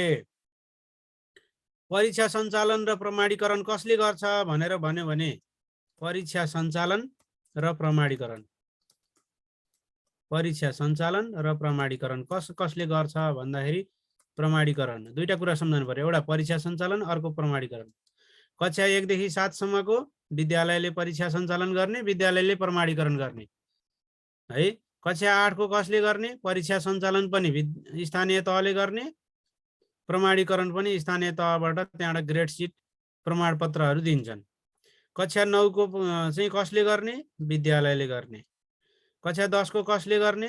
प्रदेशले गर्ने, प्रदेशले। अब राष्ट्रिय पाठ्यक्रम के अरे राष्ट्रिय परीक्षा बोर्डले पनि अब 10 कक्षाको यासी परीक्षा यासी चाहिँ अब प्रदेशलाई दिँदैछ भन्ने तपाईहरुले सुन्नु नै भएको होला।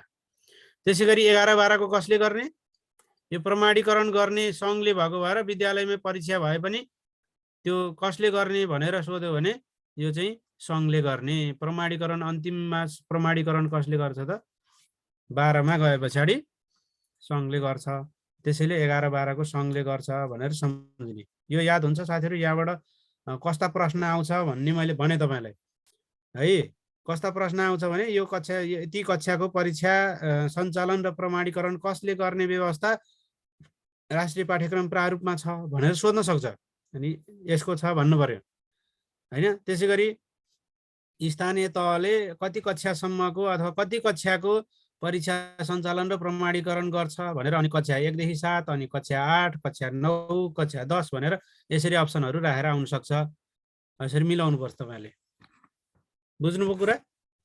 कुराकानी बुझ्नुभयो? ल यहाँ चाहिँ तपाईहरुलाई केही कन्फ्युजन छ भने भन्नुस् साथीहरु।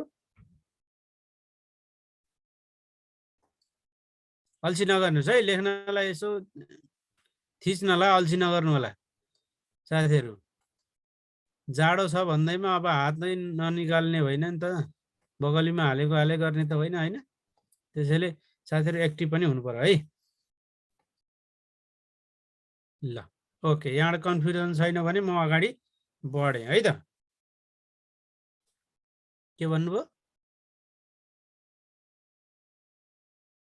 के भन्नुभएको छ साथीहरु? छैन है। ल यो परीक्षा कसले गर्छ भन्ने सन्दर्भमा यही हो साथीहरु। परीक्षा कसले गर्छ भन्ने सन्दर्भमा कुरो यही हो हैन। तपाईले अलि सानो अक्षर भयो भने तपाईले जुम गर्न सक्नुहुन्छ। एसएलसी के भन्नुभयो? एसएलसी भन्ने छैन अहिले। यासी भन्ने हो। अथवा कक्षा 10 को अन्तिम परीक्षा चाहिँ प्रदेशले गर्छ है, प्रदेशलाई अधिकार दिएको छ, यही कुरा हो। यहाँ कक्षा 8 को स्थानीय तहलाई दिएको छ, कक्षा 10 को परीक्षा प्रदेशलाई दिएको छ, कक्षा 11 र 12 सङ्घले गर्ने, सार्वजनिक परीक्षा सञ्चालन र प्रमाणीकरण गर्ने हैन, सप्रसँग व्याख्या गर्ने भनेर सम्झने, सप्र गर्ने, परीक्षा सञ्चालन र के गर्ने त प्रमाणीकरण पनि गर्दिने है। अब अर्को एउटा प्रश्न ससको भन्नु पर्यो भन्नुभयो, ल पढ्नु है। ससको सस भनेको दुईटा कुरा भयो, एउटा समन्वय, एउटा सहजीकरण है, यही भन्नु खोज्नु भयो हैन। एउटा समन्वय, एउटा सहजीकरण। केमा समन्वय र सहजीकरण भन्दाखेरि ऐच्छिक विषयको कक्षा 9 देखि 12 सम्म पढाइ हुने, कक्षा 9 देखि 12 सम्म पढाइ हुने ऐच्छिक विषयको छनौट, ऐच्छिक विषयको छनौट के आउँछ हो साथीहरु? ऐच्छिक विषयको छनौट, छनौटमा के गर्ने त सस गर्ने। सस भनेको के? समन्वय र सहजीकरण। कसले गर्ने? स्थानीय तहले गर्ने। यति कुरो बुझ्नु पर्यो, स्थानीय तहले गर्ने भनेर बुझ्नु पर्यो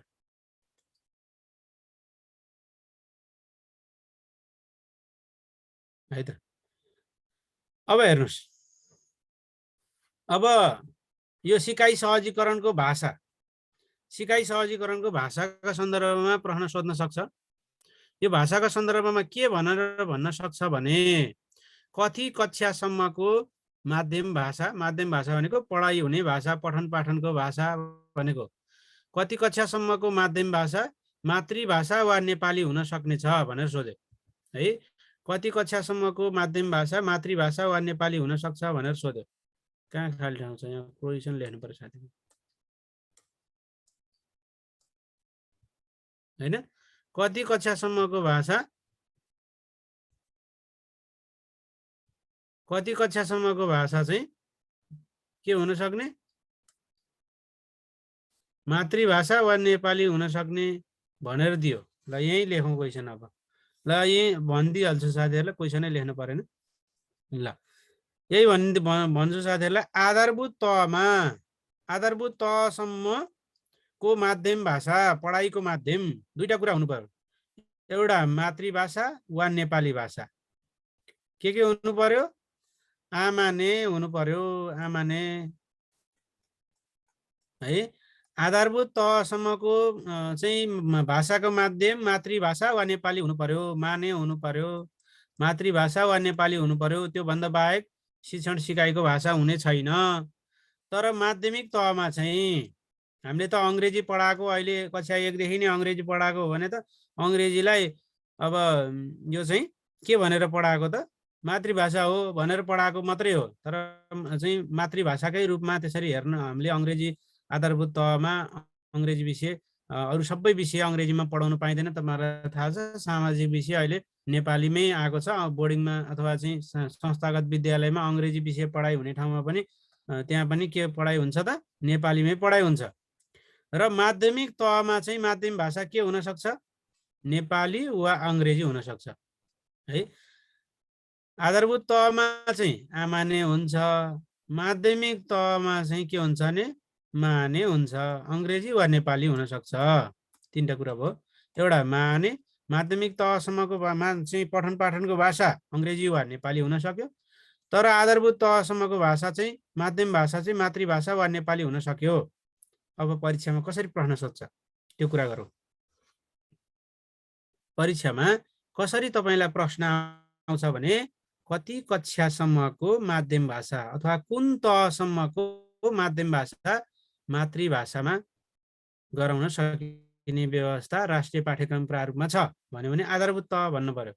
अथवा आधारभूत तहको माध्यम भाषा कुन कुन हुनेछ तलका मध्ये भन्छ। अनि 1 नम्बरमा, क नम्बरमा मातृभाषा यसरी दिन्छ है साथीहरु। आधारभूत तहको भाषाको माध्यम कुन हुनेछ भन्छ।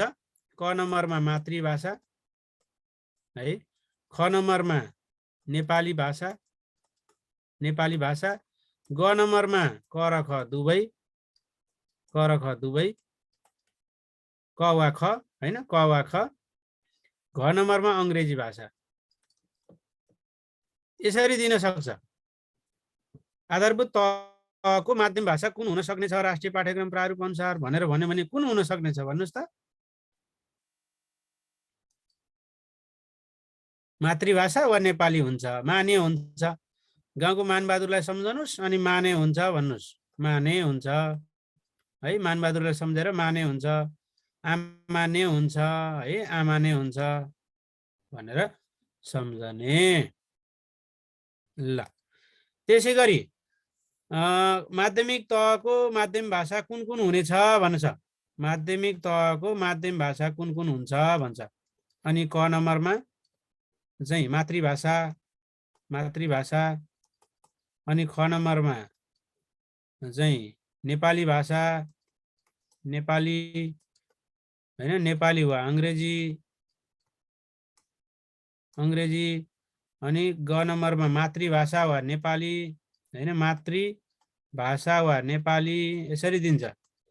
कुन हुन सक्छ त हैन? मातृभाषा वा नेपाली। अब घतिर के दिन सक्छ तपाईलाई?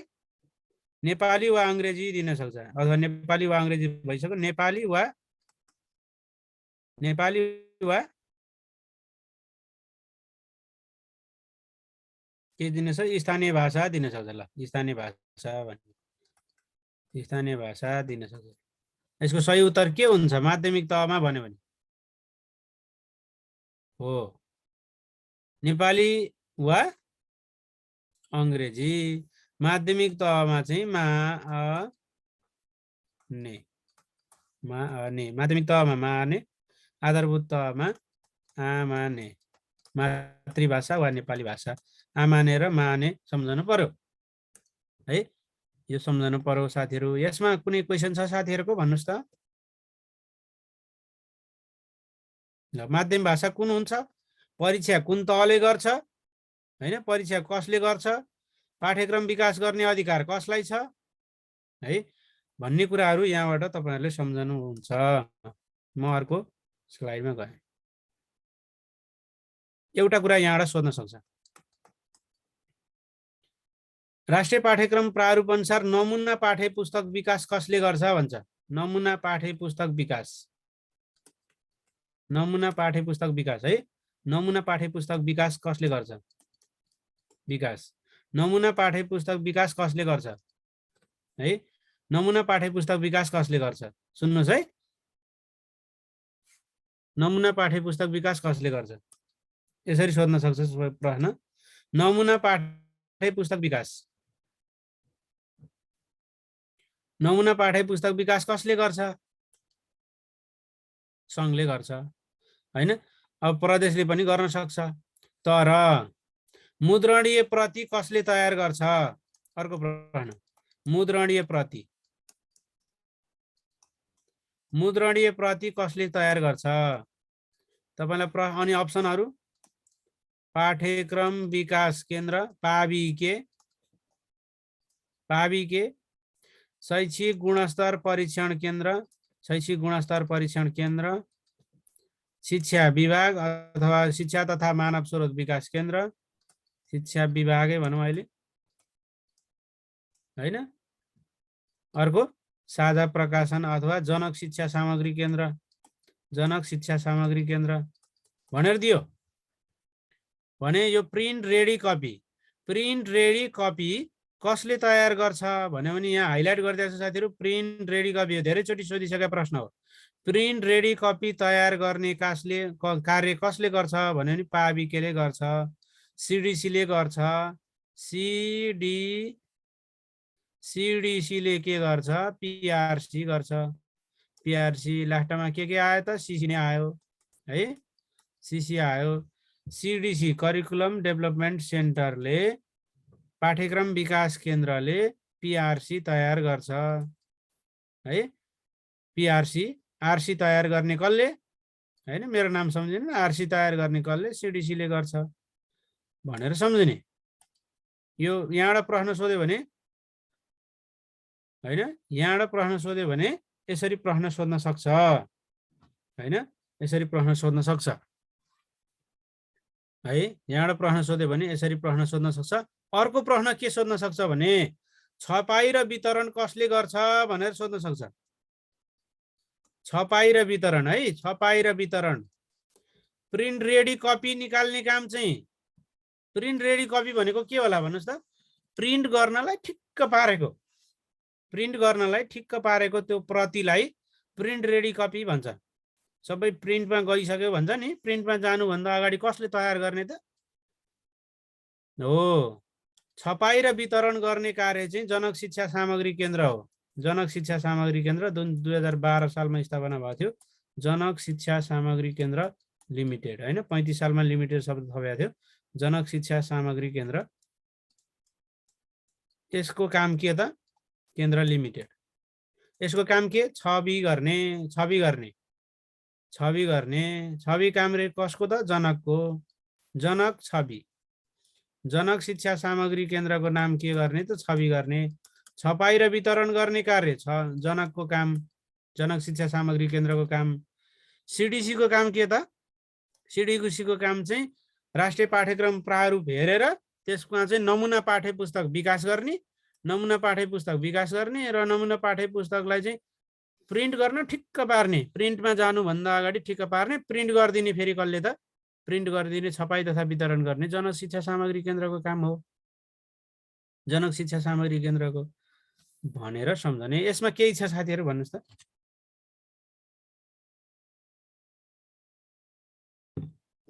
टिप्नुपर्ने कुरो दुईटा टिप्नुहोस्। पाठ्यक्रम विकास केन्द्रले पीआरसी तयार गर्ने, प्रिन्ट रेडी कपी। अर्को कसले गर्ने? छपाई तथा वितरण, छवि कसले गर्ने? जनकले गर्ने भनेर सम्झने। सीडीसी को स्थापना 2028 साल 5 को महिना 5 गते भयो है। 2028 साल 5/5 मा भयो सीडीसी को स्थापना। सोध्नुभयो, सीडीसी को स्थापना 2028 साल 5 को महिना 5 गते भयो। 28 साल 5/5, 28 साल 5/5।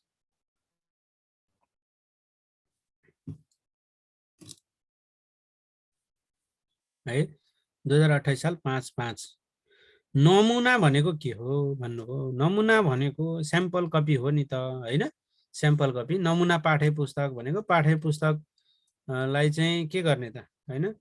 नमुना पाठ्य पुस्तक भनेको स्याम्पल कपी, पाठ्य पुस्तकको स्याम्पल कपी तयार गर्ने र त्यसको लागि छपाईका लागि चाहिँ पठाइदिने। कहाँ पठाइदिने त? छवि गर्न त फेरि जनक शिक्षा सामग्री केन्द्रले छवि गर्छ भनेर सम्झने। ए नमुना कसले भन्नुभयो? नमुना कसले? नमुना कसले भन्यो भने पाठ्यक्रम विकास केन्द्रले। नमुना पाठ्य पुस्तक विकास गर्ने र मुद्रणीय तयार गर्ने पाविकेले हो है। नमुना कसले भन्यो भने पाविकेले, पाविकेले गर्छ। नमुना पाठ्य पुस्तक तयार गर्ने कार्य कसले गर्छ? पाविकेले गर्छ। प्रिन्ट रेडी कपी कसले तयार गर्छ? पाविकेले तयार गर्छ। कतिपय साथीहरूलाई यो मुद्रणीय प्रति भनेपछि प्रिन्ट त अब प्रिन्ट रेडी कपी हो नि त, प्रिन्ट गर्न ठिक पार्ने भनेको। प्रिन्टमा जानुभन्दा अगाडि तयार गर्ने त पाठ्यक्रम विकास केन्द्रले, अनि बल्ल छविको लागि चाहिँ, छवि भनेको छपाई र वितरणका लागि जनक शिक्षा सामग्री केन्द्र लिमिटेडलाई पठाइदिने। ओके, यहाँबाट प्रश्न त्यसरी सोध्न सक्छ। ल त्यसै गरी नमुना पाठ्य पुस्तक अघि भइहाल्यो। नमुना पाठ्य पुस्तक सङ्घीय सरकारका तर्फबाट पाठ्यक्रम विकास केन्द्रले गर्छ। प्रारम्भिक कक्षामा कार्य पुस्तकमा प्रयोगमा जोड दिएको छ। कार्य पुस्तक भनेको थाहा छ? कपीमै लेख्न मिल्ने, कपीमै लेख्न मिल्ने खालको हैन। यहाँ नाम दिएको छ भने नाम यहाँनिर डट डट डट लेखेको के यस्तो खालको लेखेको हैन। तिम्रो कक्षाको नाम लेख अथवा तिम्रो बुबाको नाम लेख भनेर दियो भने तिम्रो बुबाको नाम लेख भनेर दियो भने यहाँनिर लेख्ने ठाउँ पनि दिएको खालको। यसलाई हामी वर्कबुक भन्छौँ। प्रारम्भिक कक्षाहरूमा वर्कबुकमा जोड दिएको छ है। प्रारम्भिक कक्षाहरूमा वर्कबुकमा जोड दिएको छ। यति कुरा सम्झने। कार्य पुस्तक कुन कति चाहिँ कक्षामा जोड दिएको छ भने प्रारम्भिक कक्षामा जोड दिएको छ हैन भनेर सम्झने है। अब ल मूल्याङ्कन प्रणालीका कुरा भइसक्यो हामीले। मूल्याङ्कन प्रणालीको कुरो भइसक्यो। कक्षा 8 को 10 को 12 को 11 को 12 को कुरो भइसक्यो। 8 को स्थानीय तहले 10 को प्रदेशले हैन, 11 र 12 को चाहिँ 11 र 12 को सङ्घले के गर्ने त परीक्षा लिने, सार्वजनिक परीक्षा सङ्घले लिने। अनि कक्षा 1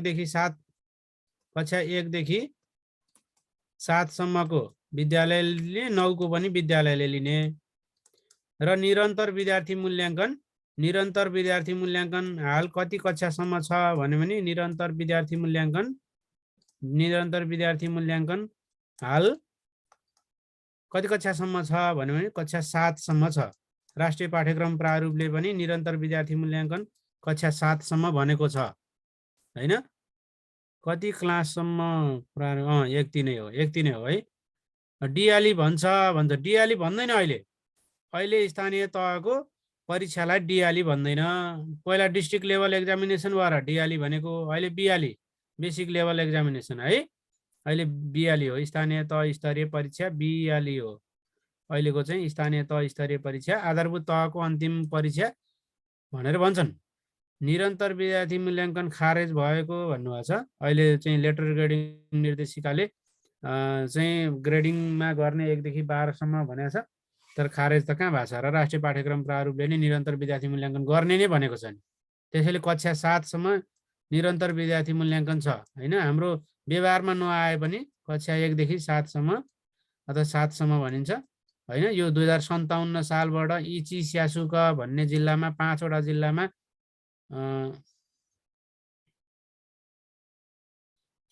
अब अक्षराङ्क पद्धति र निरन्तर विद्यार्थी मूल्याङ्कन फरक कुरो हो साथी। अक्षराङ्कन पद्धति भनेको त्यसलाई लेटर ग्रेडमा दिँदाखेरि चाहिँ जिपिए हैन, त्यसमा चाहिँ दिने भयो। निरन्तर भने त निरन्तर रूपमा गर्ने मूल्याङ्कन भयो नि त हैन। त्यसरी बुझ्नु पर्यो। अङ्कको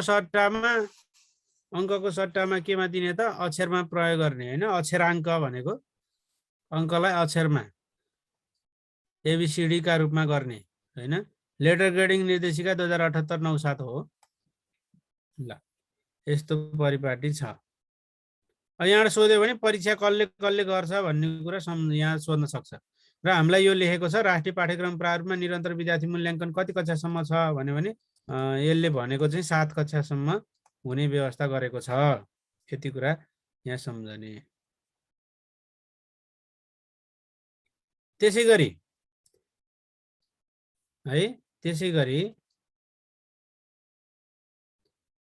यो चाहिँ सार्वजनिक परीक्षाहरूमा चाहिँ 25% आन्तरिक र 75% बाह्य मूल्याङ्कन हुन्छ भनेको छ। आन्तरिक 25%, आन्तरिक भनेको प्र्याक्टिकलहरू गर्ने अहिलेको सिस्टम त्यो परिपाटी छ। 25% जुनसुकै परीक्षामा सार्वजनिक परीक्षामा आन्तरिक 25% गर्ने। अनि बाह्य मूल्याङ्कन चाहिँ यो साधारण धारतर्फ मात्रै हो है। बाह्य चाहिँ 75% गर्ने बाह्य मूल्याङ्कन चाहिँ बाह्य मूल्याङ्कन अन्तिम परीक्षाका रूपमा गर्ने भनेर भनेको छ।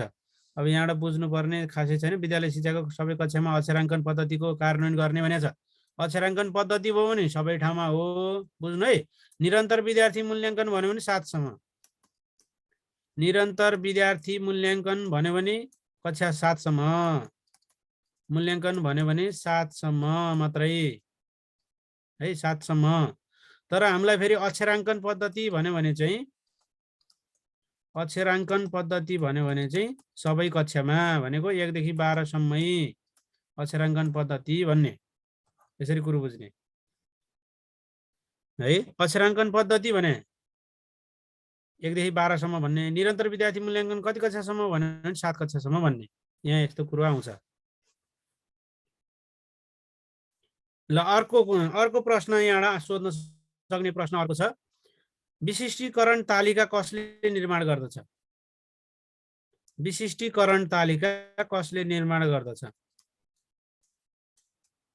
ल भन्नुस् त, विशिष्टीकरण तालिका कसले निर्माण गर्दछ?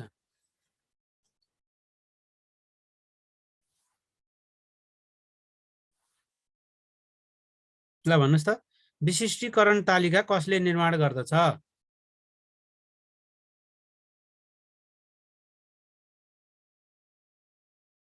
ल धेरै साथीहरूको सही जवाफ आयो है।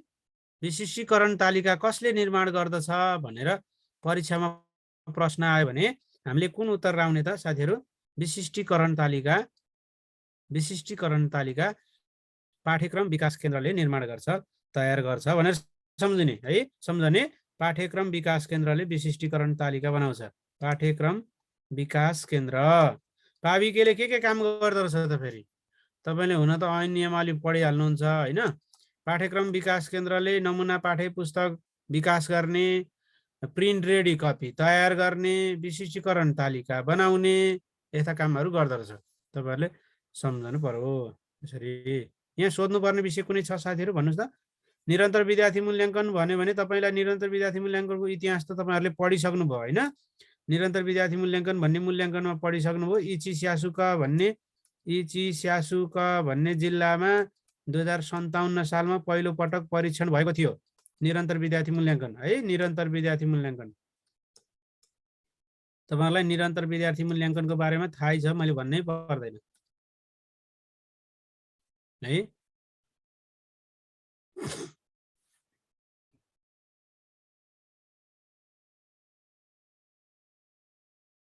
उदार कक्षोन्नति भन्यो भने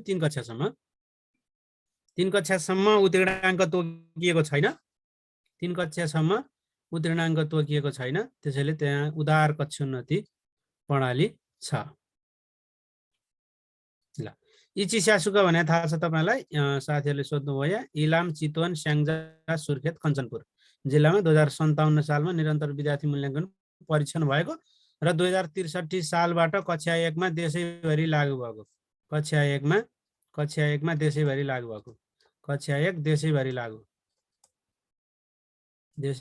भएको है। देशैभरि लागू भएको है। निरन्तर विद्यार्थी मूल्याङ्कन 2063 सालमा देशैभरि लागू भएको।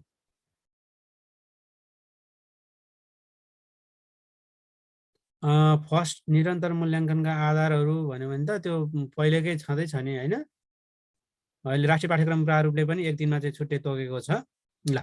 ल साधारण धारतर्फ हामीले निरन्तर विद्यार्थी मूल्याङ्कन भन्ने मूल्याङ्कन र परीक्षामा पढ्नुपर्छ, त्यहाँ एक्सप्लेन गरौँला है साथीहरू, त्यहाँ पढौँला।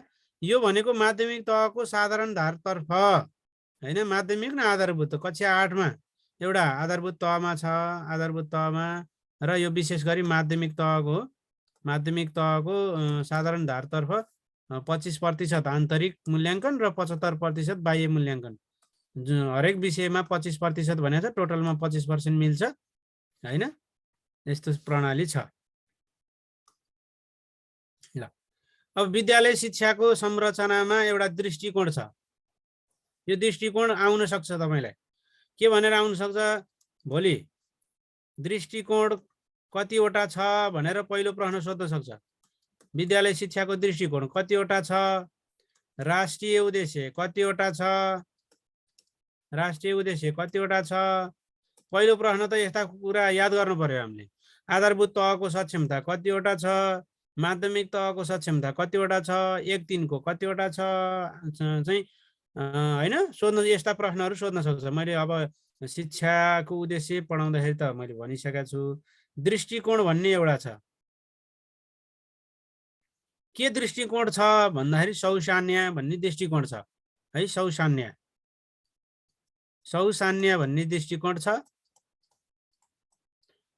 समाजवाद उन्मुख, सामाजिक न्यायमा आधारित समृद्ध राष्ट्र निर्माण भन्ने कुरो छ। समृद्ध राष्ट्र सुखी नेपाली भनेर सम्झनु पर्यो। समृद्ध राष्ट्र भन्ने शब्द आयो भने त्यो चाहिँ दृष्टिकोण भनेर सम्झनु पर्यो। दृष्टिकोण विद्यालय शिक्षाको दृष्टिकोण तलका मध्ये कुन हो भनेर 3टा चाहिँ राष्ट्रिय उद्देश्य अनि एउटा दृष्टिकोण हालेर सोध्न सक्छ। त्यसैले तपाईँले यो कुरो सम्झनु पर्यो। सक्षम र प्रतिस्पर्धी नागरिक विकास गर्ने केका लागि? समृद्ध राष्ट्र निर्माणका लागि।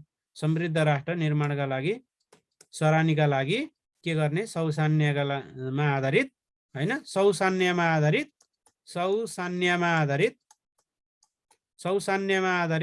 समृद्ध राष्ट्र सरानीका लागि के गर्ने त? सक्षम र प्रतिस्पर्धी नागरिक विकास गर्ने चाहिँ के हो त? विद्यालय शिक्षाको दृष्टिकोण हो। अब राष्ट्रिय उद्देश्य कतिवटा छ भन्यो भने 12वटा छ। तपाईँहरूलाई थाहै छ राष्ट्रिय उद्देश्य 12वटा छ। राशि पयो अनुसार राष्ट्रिय उद्देश्य 4वटा थियो। राष्ट्रिय उद्देश्य राशि पयो 2028-32 अनुसार 4 वटा थियो। त्यसै गरी राष्ट्रिय शिक्षा योजना हैन, राष्ट्रिय शिक्षा के भन्छ, राष्ट्रिय शिक्षा आयोगको प्रतिवेदन 2049 अनुसार 49 को वर्गमूल 7 हो, त्यसैले 7 वटा थियो। राशि पयो 4 वटा शब्द छ, राशि पयो, त्यही भएर 4 वटा राष्ट्रिय उद्देश्य। राष्ट्रिय शिक्षा आयोगको प्रतिवेदन 2049 को वर्गमूल 7 हो, त्यसैले 7 वटा हैन। अनि 55 आयोगको प्रतिवेदन 55 अनुसार 10 वटा। आयोगको प्रतिवेदन 2055 अनुसार 10 वटा, किनभने 5 दुना 10 हो। त्यसै गरी राष्ट्रिय पाठ्यक्रम प्रारूप 2063 अनुसार के साथीहरु अक्षर बुझिएन भन्दै पनि गरेको छु नि मैले, भन्न त्यही अनुसार टिप्नुस् है। राष्ट्रिय पाठ्यक्रम प्रारूप 2063 अनुसार, राष्ट्रिय पाठ्यक्रम प्रारूप 2063 अनुसार 11 वटा।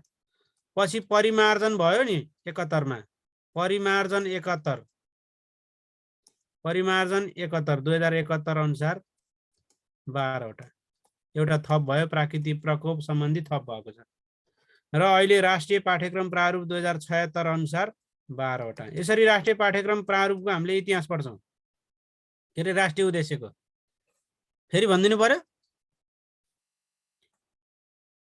भन्नुस् त, फेरि के भन्नु है, भन्नुपर्छ साथीहरु। राशि पयो अनुसार राष्ट्रिय उद्देश्य राशि पयो 4 वटा। राष्ट्रिय शिक्षा आयोगको प्रतिवेदन 2049 अनुसार भन्यो भने 49 को वर्गमूल 7, त्यसैले 7 वटा। 7 7 49। आयोगको प्रतिवेदन 2055 अनुसार 5 दुना 10, त्यो भएर 10 वटा। राष्ट्रिय पाठ्यक्रम प्रारूप 2063 अनुसार 11 वटा है। राष्ट्रिय पाठ्यक्रम प्रारूप 2063 अनुसार 11 वटा। त्यसपछि परिमार्जन भयो 2071 मा, एउटा थपियो, प्राकृतिक प्रकोप भन्ने थपियो 12 वटा। 72 सालमा भूकम्प जानु अगाडि भनेर सम्झिने। भूकम्प जाने थाहा रहेछ नि त नेपाललाई भन्ने कुरो हेर्नुपर्छ। नेपालमा भूकम्प जाने भन्ने कुरो थाहा छ। प्राकृतिक प्रकोप सम्बन्धी 71 सालमा राष्ट्रिय उद्देश्य थपेको। र अहिले 76 अनुसार कतिवटा? 12 वटा। यसरी राष्ट्रिय उद्देश्य हामीले याद गर्नुपर्छ। यहाँ भन्नुपर्ने कुरो के छ साथीहरु, भन्नुस् त। दृष्टिकोण भन्दिनु। दृष्टिकोण भनेको यो बृहत रूपमा हेर्न पर्यो हामीले। सबभन्दा ठुलो समाजवाद उन्मुख ससाना, एउटा ससाना समाजवाद उन्मुख सामाजिक न्यायमा आधारित हामीले के हो भनेर सम्झिने हो। हामीलाई त यो के हो भनेर भन्दा पनि कतिवटा छ अथवा चाहिँ यो कुन चाहिँ हो तलका मध्ये भनेर सोध्छ नि त। समाजवाद उन्मुख सामाजिक न्यायमा आधारित समृद्ध राष्ट्र निर्माणका लागि सराहनीका लागि हैन, सराहनीका लागि सप्रह गर्ने हैन, सराहनी भनेर सम्झनु। सराहनी दृष्टिकोण चाहिँ के गर्ने? सराहनी गर्ने भनेर सम्झनु पर्यो। तपाईले राष्ट्रिय उद्देश्यहरू पढिहाल्नुहुन्छ, तपाईलाई थाहा छ। ल अब प्रश्न सोध्न सक्छ भोलि। कसरी प्रश्न सोध्न सक्छ भने यहाँ खाली भएदेखि मैले लेखिहाल्थे, यसलाई खाली बनाऊँ क्या हो।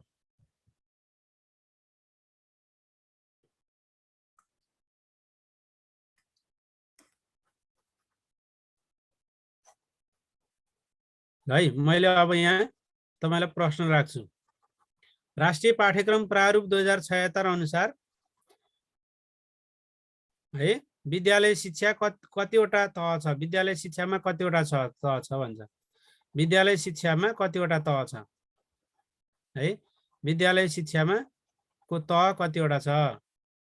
तह विद्यालय शिक्षाको तह कतिवटा छ भन्छ है। विद्यालय शिक्षाको तह कतिवटा छ भन्यो भने कतिवटा भन्नुहुन्छ? च्याटमा लेख्नुस् त साथीहरु। विद्यालय शिक्षाको तह कतिवटा छ? विद्यालय शिक्षाको तह आमा हो। आमा तपाईहरुलाई थाहै छ। एउटा आधारभूत तह। अर्को कुन तह? माध्यमिक तह। माध्यमिक तह। कति कक्षादेखि कति कक्षासम्मको शिक्षालाई आधारभूत तह भनिन्छ राष्ट्रिय पाठ्यक्रम प्रारूप अनुसार भन्यो भने कति भन्नुहुन्छ? कति कक्षादेखि कति कक्षासम्मको लाई चाहिँ आधारभूत तह भनिन्छ राष्ट्रिय पाठ्यक्रम प्रारूप अनुसार भन्यो भने यो शिक्षा ऐनसँग र यसमा बाजिएको छ कुरो साथीहरू हेर्नु है। शिक्षा ऐनले के भन्छ? प्रारम्भिक बाल विकासदेखि शिक्षा ऐनले चाहिँ के भन्छ भने शिक्षा ऐनको कुरो र यसको कुरो फरक छ। शिक्षा ऐनको कुरो र यसको कुरोमा माध्यमिक शिक्षाको प्रकारमा पनि फरक कुरो छ। शिक्षा ऐनले के भन्छ भने आधारभूत भनेको चाहिँ प्रारम्भिक बाल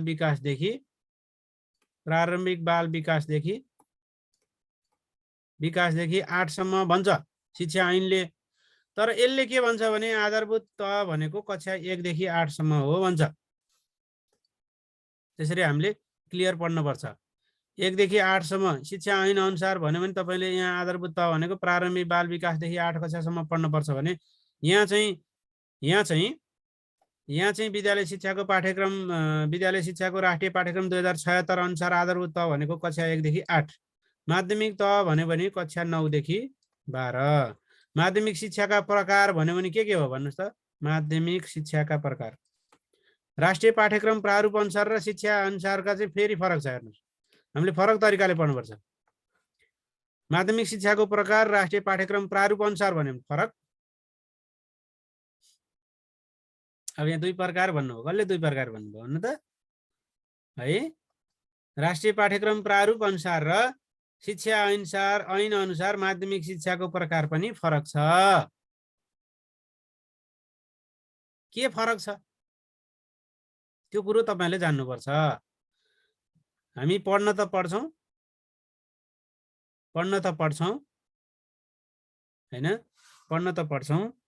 तर पढ्न त पढ्छौं तर फेरि यो अनुसार के हो अर्को अनुसार के हो भनेर फरक तरिकाले हामीले छुट्याएर पढ्नुपर्छ, नत्र भने गन्जगल हुन्छ। ल अब के प्रकार त भन्दाखेरि है, के प्रकार त भन्दाखेरि एउटा साधारण, एउटा परम्परागत,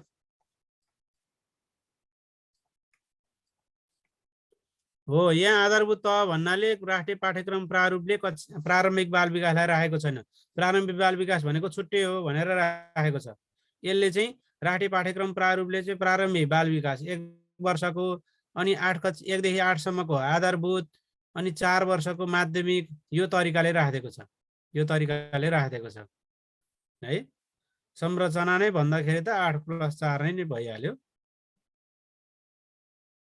कुनले 1 देखि 8 भनेको भने यसैले राष्ट्रिय पाठ्यक्रम प्रारूपले 1 देखि 8 आधारभूत, शिक्षा ऐनले मैले छुट्टै राखेको छु। शिक्षा ऐनले चाहिँ प्रारम्भिक बाल विकासदेखि 8 कक्षासम्म भनेको।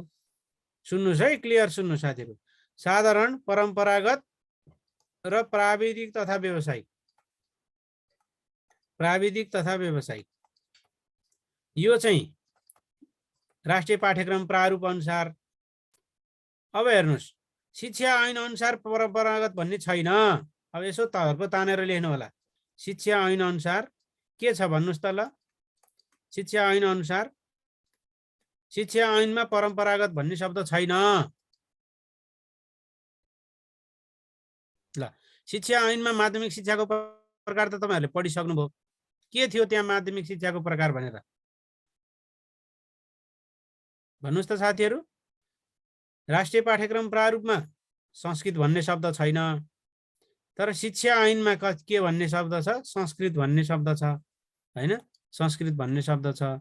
संस्कृत भन्ने साधारण संस्कृत र प्राविधिक तथा व्यावसायिक भन्ने शब्द छ। यो संस्कृत भन्ने शब्द अहिले राष्ट्रिय पाठ्यक्रम प्रारूपले राखेको छैन। माध्यमिक शिक्षाको धार अन्तर्गत संस्कृतलाई राखेको छैन। शिक्षा ऐन समसामयिक रूपमा परिवर्तन हुन नसकेर हो है। ल यो कुरो सम्झन पर्यो हैन? विद्यालय शिक्षा भन्यो भने प्रारम्भिक बाल विकाससम्मको देखि चाहिँ 13 वर्षे विद्यालय शिक्षा हो। 13 वर्षे विद्यालय शिक्षा हो है। प्रारम्भिक बाल विकासदेखि नै विद्यालय गणना हुन्छ। प्रारम्भिक बाल विकास भनेपछि जम्मा 13 वर्षे शिक्षा। यो आर्थिक सर्वेक्षणमा पनि लेखेको थियो। आर्थिक सर्वेक्षण 2076-77 तपाईहरुले हेर्नु भने 13 वर्ष विद्यालय शिक्षा भनेर भनेको छ। ल यो कुरोमा केही छ साथीहरु? अब मैले यहाँ तपाईहरुलाई देखाउँछु। के छ त भन्दाखेरि नेपालको विद्यालय शिक्षा आधारभूत र माध्यमिक तह गरी 2 तहको छ। 1 वर्ष अघि अवधिको प्रारम्भिक बाल विकास शिक्षा, त्यस पछाडि भनेको छ। त्यस पछाडि 1 देखि 8 सम्मको 8 वर्षको आधारभूत शिक्षा, कक्षा 9 देखि 12 सम्मको 4 वर्षको माध्यमिक शिक्षा। यसरी बुझ्नु पर्यो। 1 वर्षको प्रारम्भिक बाल विकास है, प्रारम्भिक बाल विकास यो राष्ट्रिय पाठ्यक्रम प्रारूपले भनेको। अनि 1 कक्षादेखि 8 कक्षासम्म आधारभूत शिक्षा। त्यसै गरी 9 कक्षादेखि 12 कक्षासम्मको 4 वर्षे माध्यमिक शिक्षा। यसरी कुरो बुझ्नु पर्यो। कति तहको भन्यो भने 2 तहको।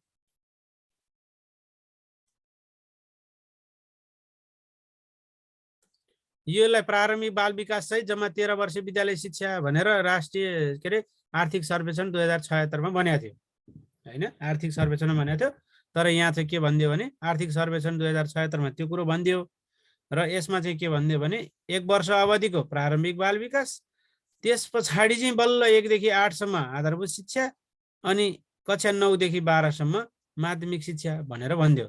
अब तपाईलाई कति संरचना भनेर, संरचना चाहिँ सरकारी स्तरबाट अहिलेसम्म संरचना यति हो भनेर कहिले पनि लेखेको छैन। कति हो संरचना भनेर सरकारी तवरबाट निकालिएको दस्तावेजहरुमा नलेखिएको भएर यो प्रश्न तपाईलाई सोध्दैन। यति कुरा विचार गर्नु। तपाईलाई चाहिँ शिक्षाको इस्तिहार अनुसारको संरचना भन्यो भने 343 भनेर स्पष्ट लेखेको छ। राशि प्रयोगको के हो भन्यो भने यही हो, त्यो लेखेको छ। राष्ट्रिय पाठ्यक्रम कार्यान्वयन योजना भन्यो भने 523 भनेर लेखेको छ। पाठ हैन चाहिँ राष्ट्रिय शिक्षा आयोगको प्रतिवेदन 2049 अनुसार कति भन्यो भने 5322 स्पष्ट लेखेको छ, हो किन? अनि 28 अगाडि कुन लागू थियो भन्यो भने 5532 लागू थियो, यो स्पष्ट लेखेको छ। 11 को आयोग अनुसार 55 स्पष्ट लेखेको छ। 18 को आयोग अनुसार 5+6 स्पष्ट लेखेको छ। तर यो अहिलेको संरचना यति नै हो भनेर सरकारी स्तरबाट निकालिएको दस्तावेजमा लेखेको छैन। त्यसैले तपाईलाई यो प्रश्न सोध्दैन। यति कुरा चाहिँ कन्फर्म हुनु तपाईहरु है।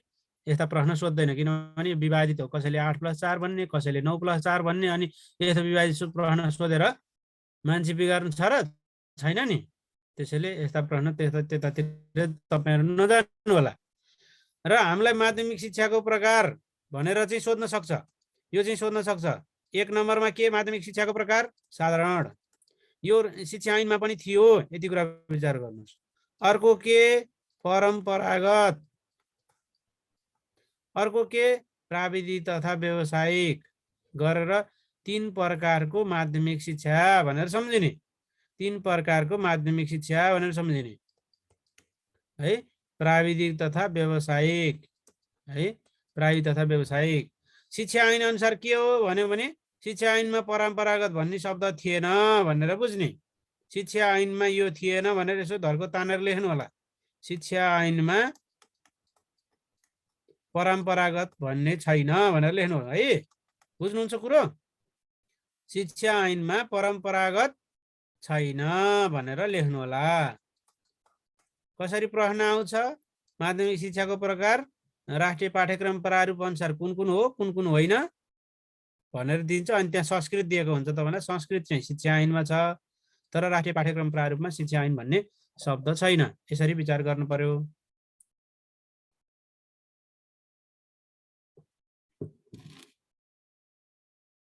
अगाडि बढौं साथीहरु।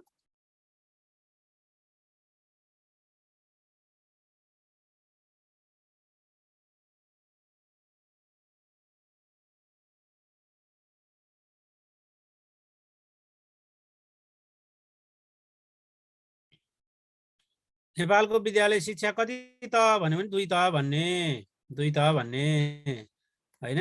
2 तह भन्ने। 2 तह। ओके ल। अब यहाँबाट आउन सक्ने प्रश्न एउटा तालिका देखाएँ। यहाँबाट आउन सक्ने प्रश्न के हो भने 1 नम्बर प्रश्न कसरी प्रश्न आउन सक्छ भने यहाँबाट आउन सक्ने प्रश्न भनेको कक्षा 1 देखि 3 के हो कक्षा 1 देखि 3 सम्मको पढ्ने बालबालिकाको उमेर कति हुन्छ भनेर सोध्छ।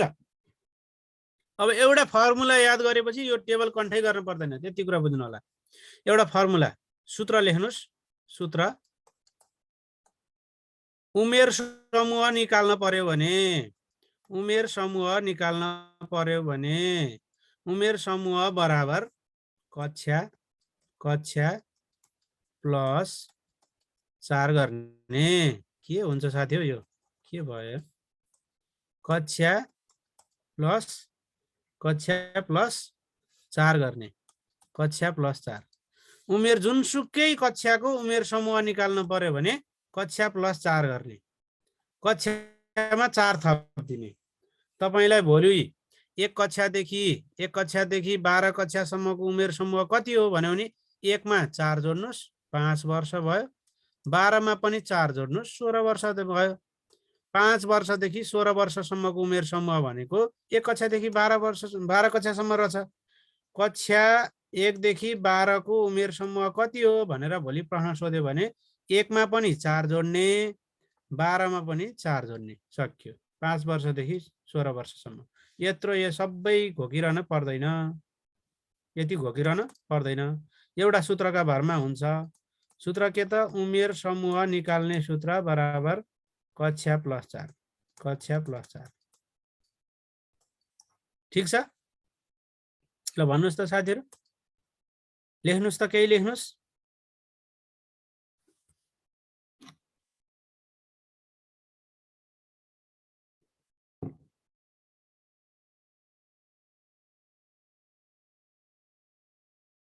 ल है तपाईलाई भोलि कक्षा 1 देखिको 3 सोध्न सक्छ, 1 देखि सिधै 5 सोध्न नि सक्छ नि। 1 देखि 5 सोध्न सक्छ, 1 देखि 8 सोध्न सक्छ, 1 देखि 10 सोध्न सक्छ, 1 देखि 12 सोध्न सक्छ।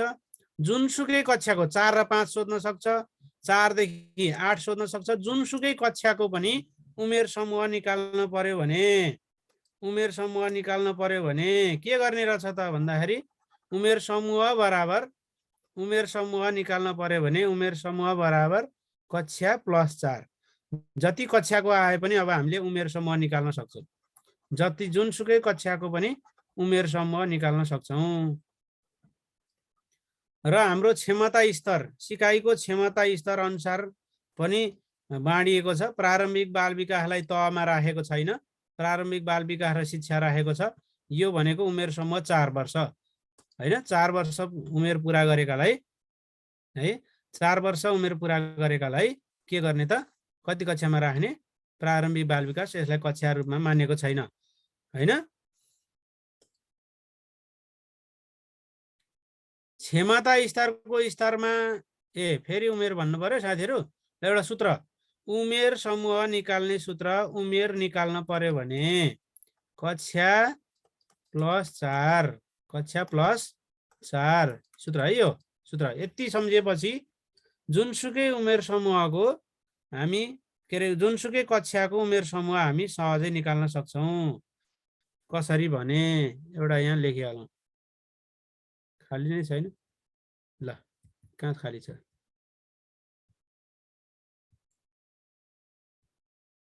यहाँ खाली रहेछ है, यसलाई मेटौं अनि लेखौँला।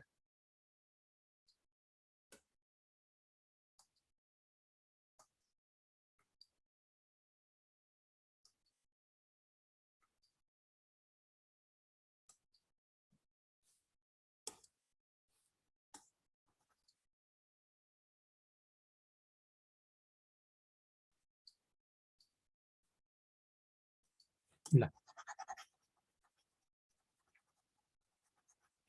तपाईलाई भोलि प्रश्न कसरी आउन सक्छ भने कक्षा 1 देखि 3 सम्म पढ्ने बालबालिकाको उमेर समूह कति हुन्छ भनेर सोध्न सक्छ। कक्षा 1 देखि 3 सम्मको, 1 देखि 5 सम्मको, 1 देखि 8 सम्मको, 1 देखि 12 सम्मको जुनसुकै कक्षाको पनि तपाईलाई उमेर समूह सोध्न सक्ने भयो नि। अब उमेर समूह निकाल्न पर्यो भने कसरी निकाल्ने रहेछ?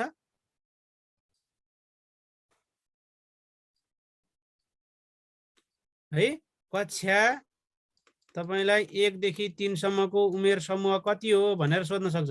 उमेर समूह कति भनेर सोध्यो भने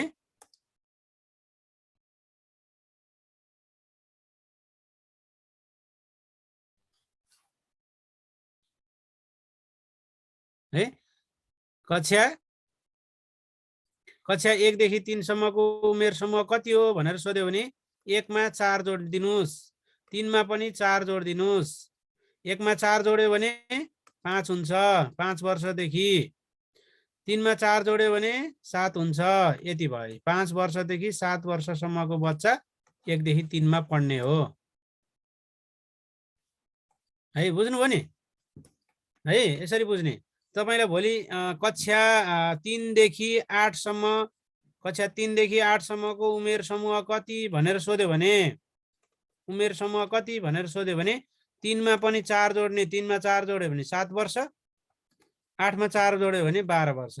7 वर्षदेखि 12 वर्षसम्म उमेर समूह भन्ने, उमेर भन्ने है यसरी भन्ने।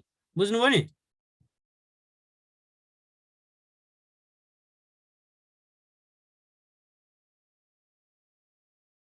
है त यसरी बुझ्नु पर्यो।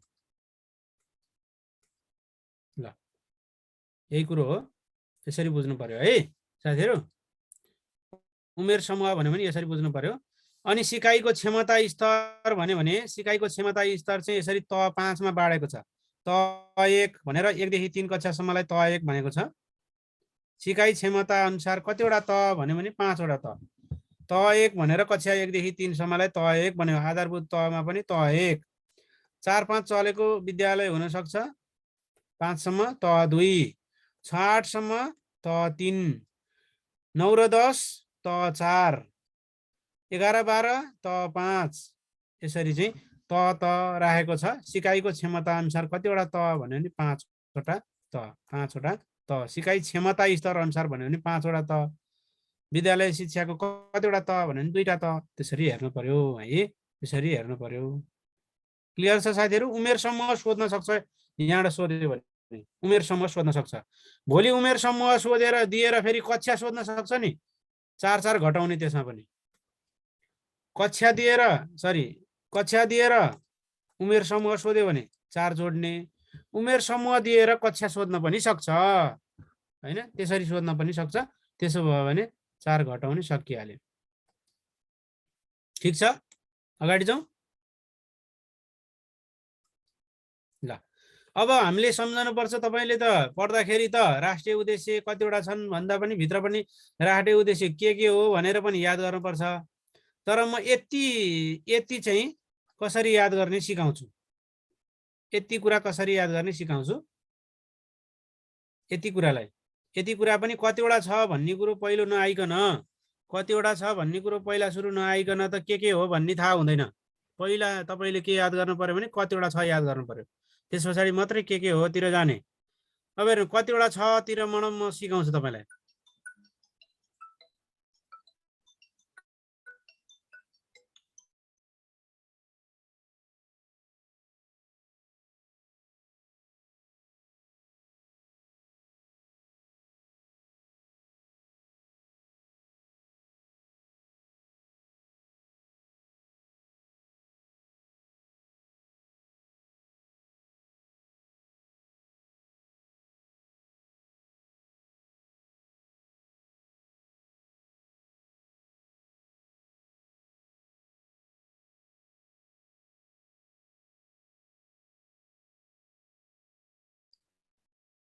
है साथीहरु,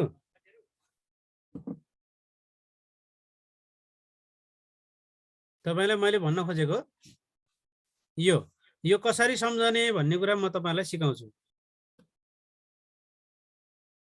हेर्नुस् त, पहिला सुरु सम्झिने आरा 12 भनेर सम्झने। एउटा आरा 12 सम्झनुस्। आरा कति 12। पहिला सुरु यो सम्झेपछि अनि अरु सहजै याद हुन्छ। आ भनेको के? आधारभूत शिक्षाको सक्षमता 12 वटा। त्यसैगरी राष्ट्रिय उद्देश्य पनि 12 वटा। यदि दुईटा कुरा सम्झियो, याद भयो तपाईलाई। 12 भनेपछि याद भयो, याद हुन्छ। 12 भन्यो भने याद भयो। राष्ट्रिय उद्देश्य आधारभूत त 1/8 को सक्षमता हो। यो आधारभूत त भने त 1/8 बुझ्नु पर्यो। फेरि हामीले आधारभूत त भन्यो भने 1/8 बुझ्नु पर्यो। आधारभूत शिक्षा 1/8, 1/8 को सक्षमता 12 वटा, राष्ट्रिय उद्देश्य पनि 12 वटा। अन्त रा भन्ने शब्द कहीँ पनि आउँदैन। त्यसैले आरा 12 सम्झिने पहिला सूत्र आरा 12 है। आरा 12 सम्झिएपछि यो याद भयो। आधारभूत तहको सक्षमता 12, राष्ट्रिय उद्देश्य 12। राष्ट्रिय उद्देश्य त कहानी मैले अघि भनिसकेँ है। अब त्यस पछाडि बाल विकासमा जाने। बाल विकास, बाल विकास पढेको बच्चाले कति कक्षा पढ्छ? त्यस पछाडि 1-3 पढ्छ। 1-3 पढेको बच्चा त्यसपछि कति पढ्छ? 4-8 पढ्छ। 1-3 पढेको बच्चा 4-5 पढ्छ, अनि मात्रै 6-7-8 पढ्छ। 4-5 पढ्छ। त्यस पछाडि कति पढ्छ? 6-8 पढ्छ। त्यस पछाडि कति पढ्छ? 9-10 पढ्छ। त्यस पछाडि कति पढ्छ? 9-12 पढ्छ हैन। 9-12। अर्को 11-12 पनि छ। अब हेर्नुहोस् कसरी याद गर्ने। अब अरू त आधारभूत शिक्षा, माध्यमिक शिक्षा लेखिरहनु पर्दैन, त्यो हामीलाई थाहा छँदैछ नि। 1-3 को सक्षमता। अब बाल विकासबाट सुरु गर्ने। यहाँ 6 लेख्ने, यहाँ 7 लेख्ने, यहाँ 8 लेख्ने। यो तीनटा 6, 7, 8 यसरी यसलाई एउटा समूह बनाउनुस्। एउटा आरा 12 को समूह बन्यो, एउटा बाल विकास 1, 3, 4, 5 को समूह बन्यो। यही कुरो छ। यो 6, यो 7, यो 8 एउटा समूह बनेको बनेन? एउटा बाल विकास, अर्को 1, 3, अर्को 4, 5। यसरी हाम्रो एउटा समूह यसमा राख्नुस्। तपाईहरु आईक्यू पढ्न जाँदै हुनुहुन्छ भन्ने कुरो सुने मैले। आईक्यूमा एउटा प्रश्न सोध्छु। आईक्यूमा एउटा प्रश्न आईक्यू को एउटा प्रश्न सोध्छु। 9, 10 अनि वाट भन्यो भने कति हुन्छ? यो भन्यो भने कति हुन्छ? 9, 9 अनि 12 अनि वाट भन्यो भने कति हुन्छ? ल च्याटमा लेख्नु साथीहरु। आईक्यू को प्रश्नमा 9, 10 वाट भन्यो भने कति हुन्छ? र 9, 12 वाट भन्यो भने कति हुन्छ? सहजै भन्न सक्नुहुन्छ तपाईहरुले। यो 9 र 10 मा फरक 1 छ, त्यसैले यहाँ भन्दा पछाडी पनि 1 आउँछ। 1 थपेर आउँछ, 11 हुन्छ यहाँ। त्यसैगरी 9 र 12 को फरक 3 छ, त्यसैले 12 मा 3 थप्दा पनि 15 हुन्छ। हो कि हैन भन्नुस् त? त्यसैले अब आईक्यू सँग मिल्यो। 9, 10 को सक्षमता 11 वटा, अर्को 9, 12 को सक्षमता कति वटा? 15 वटा। सकिहाल्यो। आईक्यू मिल्यो। आईक्यू मिल्यो हैन? 9, 10 को सक्षमता यो दुईटालाई एउटा समूह बनाउनु पर्यो। बुझ्नुभयो नि? एउटालाई 9, 10 र 9, 12 लाई एउटा समूहमा राखियो। अब हाम्रो जम्मा बाँकी रह्यो दुईटा। जम्मा कतिवटा बाँकी रह्यो? अब यहाँसम्म याद छ? पहिलो कुरो आरा 12 सम्झिहाल्यौं। आधारभूत तहको सक्षमता र राष्ट्रिय उद्देश्य 12-12 वटा सकियो। त्यसपछि बाल विकास पढ्छ विद्यार्थीले, त्यसपछि 1, 3 पढ्छ अनि 4, 5 पढ्छ। यतिसम्म एउटा ग्रुपमा राख्ने। 6, 7, 8 सकिहाल्यो। अर्को आईक्यू सम्झिने एउटा 9 र 10 को आईक्यू, एउटा 9 र 12 को आईक्यू। यो दुईटा आईक्यू पढेपछि सकियो। यो 11, यो 15 सकियो। अब बाँकी रह्यो 6, 8 को। 6, 8 को कसरी याद गर्ने? 6, 8 को याद गर्दाखेरि यही 6 बाट जोड्ने, 6 र 7 जोड्ने। 6, 8 को याद गर्दाखेरि 6 र 7 जोड्दिने। 6 र 7 जोड्दा कति हुन्छ? 13 हुन्छ। सकियो। 6 र 8 को पनि सकियो। 6, 7 पढ्छ, 6, 8 पढ्दाखेरि 6, 7 पढ्छ भन्ने सोच्ने, 6 र 7 जोड्दिने, 13 भयो। अब बाँकी रह्यो 11, 12। 11, 12 को छुट्टै एउटा सम्झिनुस्, 10 वटा छ। 11, 12 को 10 वटा छ। यसरी एउटा 10, 11, 12 भनेर यसरी राखिदिनुस्, सकियो। यसरी तपाईले राष्ट्रिय उद्देश्य अनि सक्षमताहरू कतिवटा छ भनेर सोध्यो भने ट्याक्कै याद गर्न सक्छ। अहिले कुन छ भनेर सोध्दैन होला। यो प्राय चाहिँ राष्ट्रिय पाठ्यक्रम प्रारूप 2076 आएपछि यो पहिलो जाँच हुँदैछ। 5 को महिना 20 गते आएको थियो, तर चाहिँ 76 सालको आयोग असोजतिर जाँच भएको भएर यो राष्ट्रिय पाठ्यक्रम प्रारूपबाट 76 सालको आयोगमा प्रश्न सोधेन। अहिले सोध्यो भने चाहिँ राष्ट्रिय उद्देश्य कतिवटा छ अथवा प्रारम्भिक बाल विकासको चाहिँ सक्षमता कतिवटा छ, आधारभूत शिक्षा सक्षमता कतिवटा छ भनेर सोध्न सक्छ। भित्रसम्म जान सक्दैन, किनभने पहिलो पटक चाहिँ पाठ्यक्रममा हाल्ने यो चाहिँ राखिएको हो होइन। त्यो भित्रसम्म पुगेर प्रश्न सोध्दैन भन्ने मलाई लाग्छ। ल यसरी यो याद भयो कि भएन च्याटमा लेख्नुहोस् है।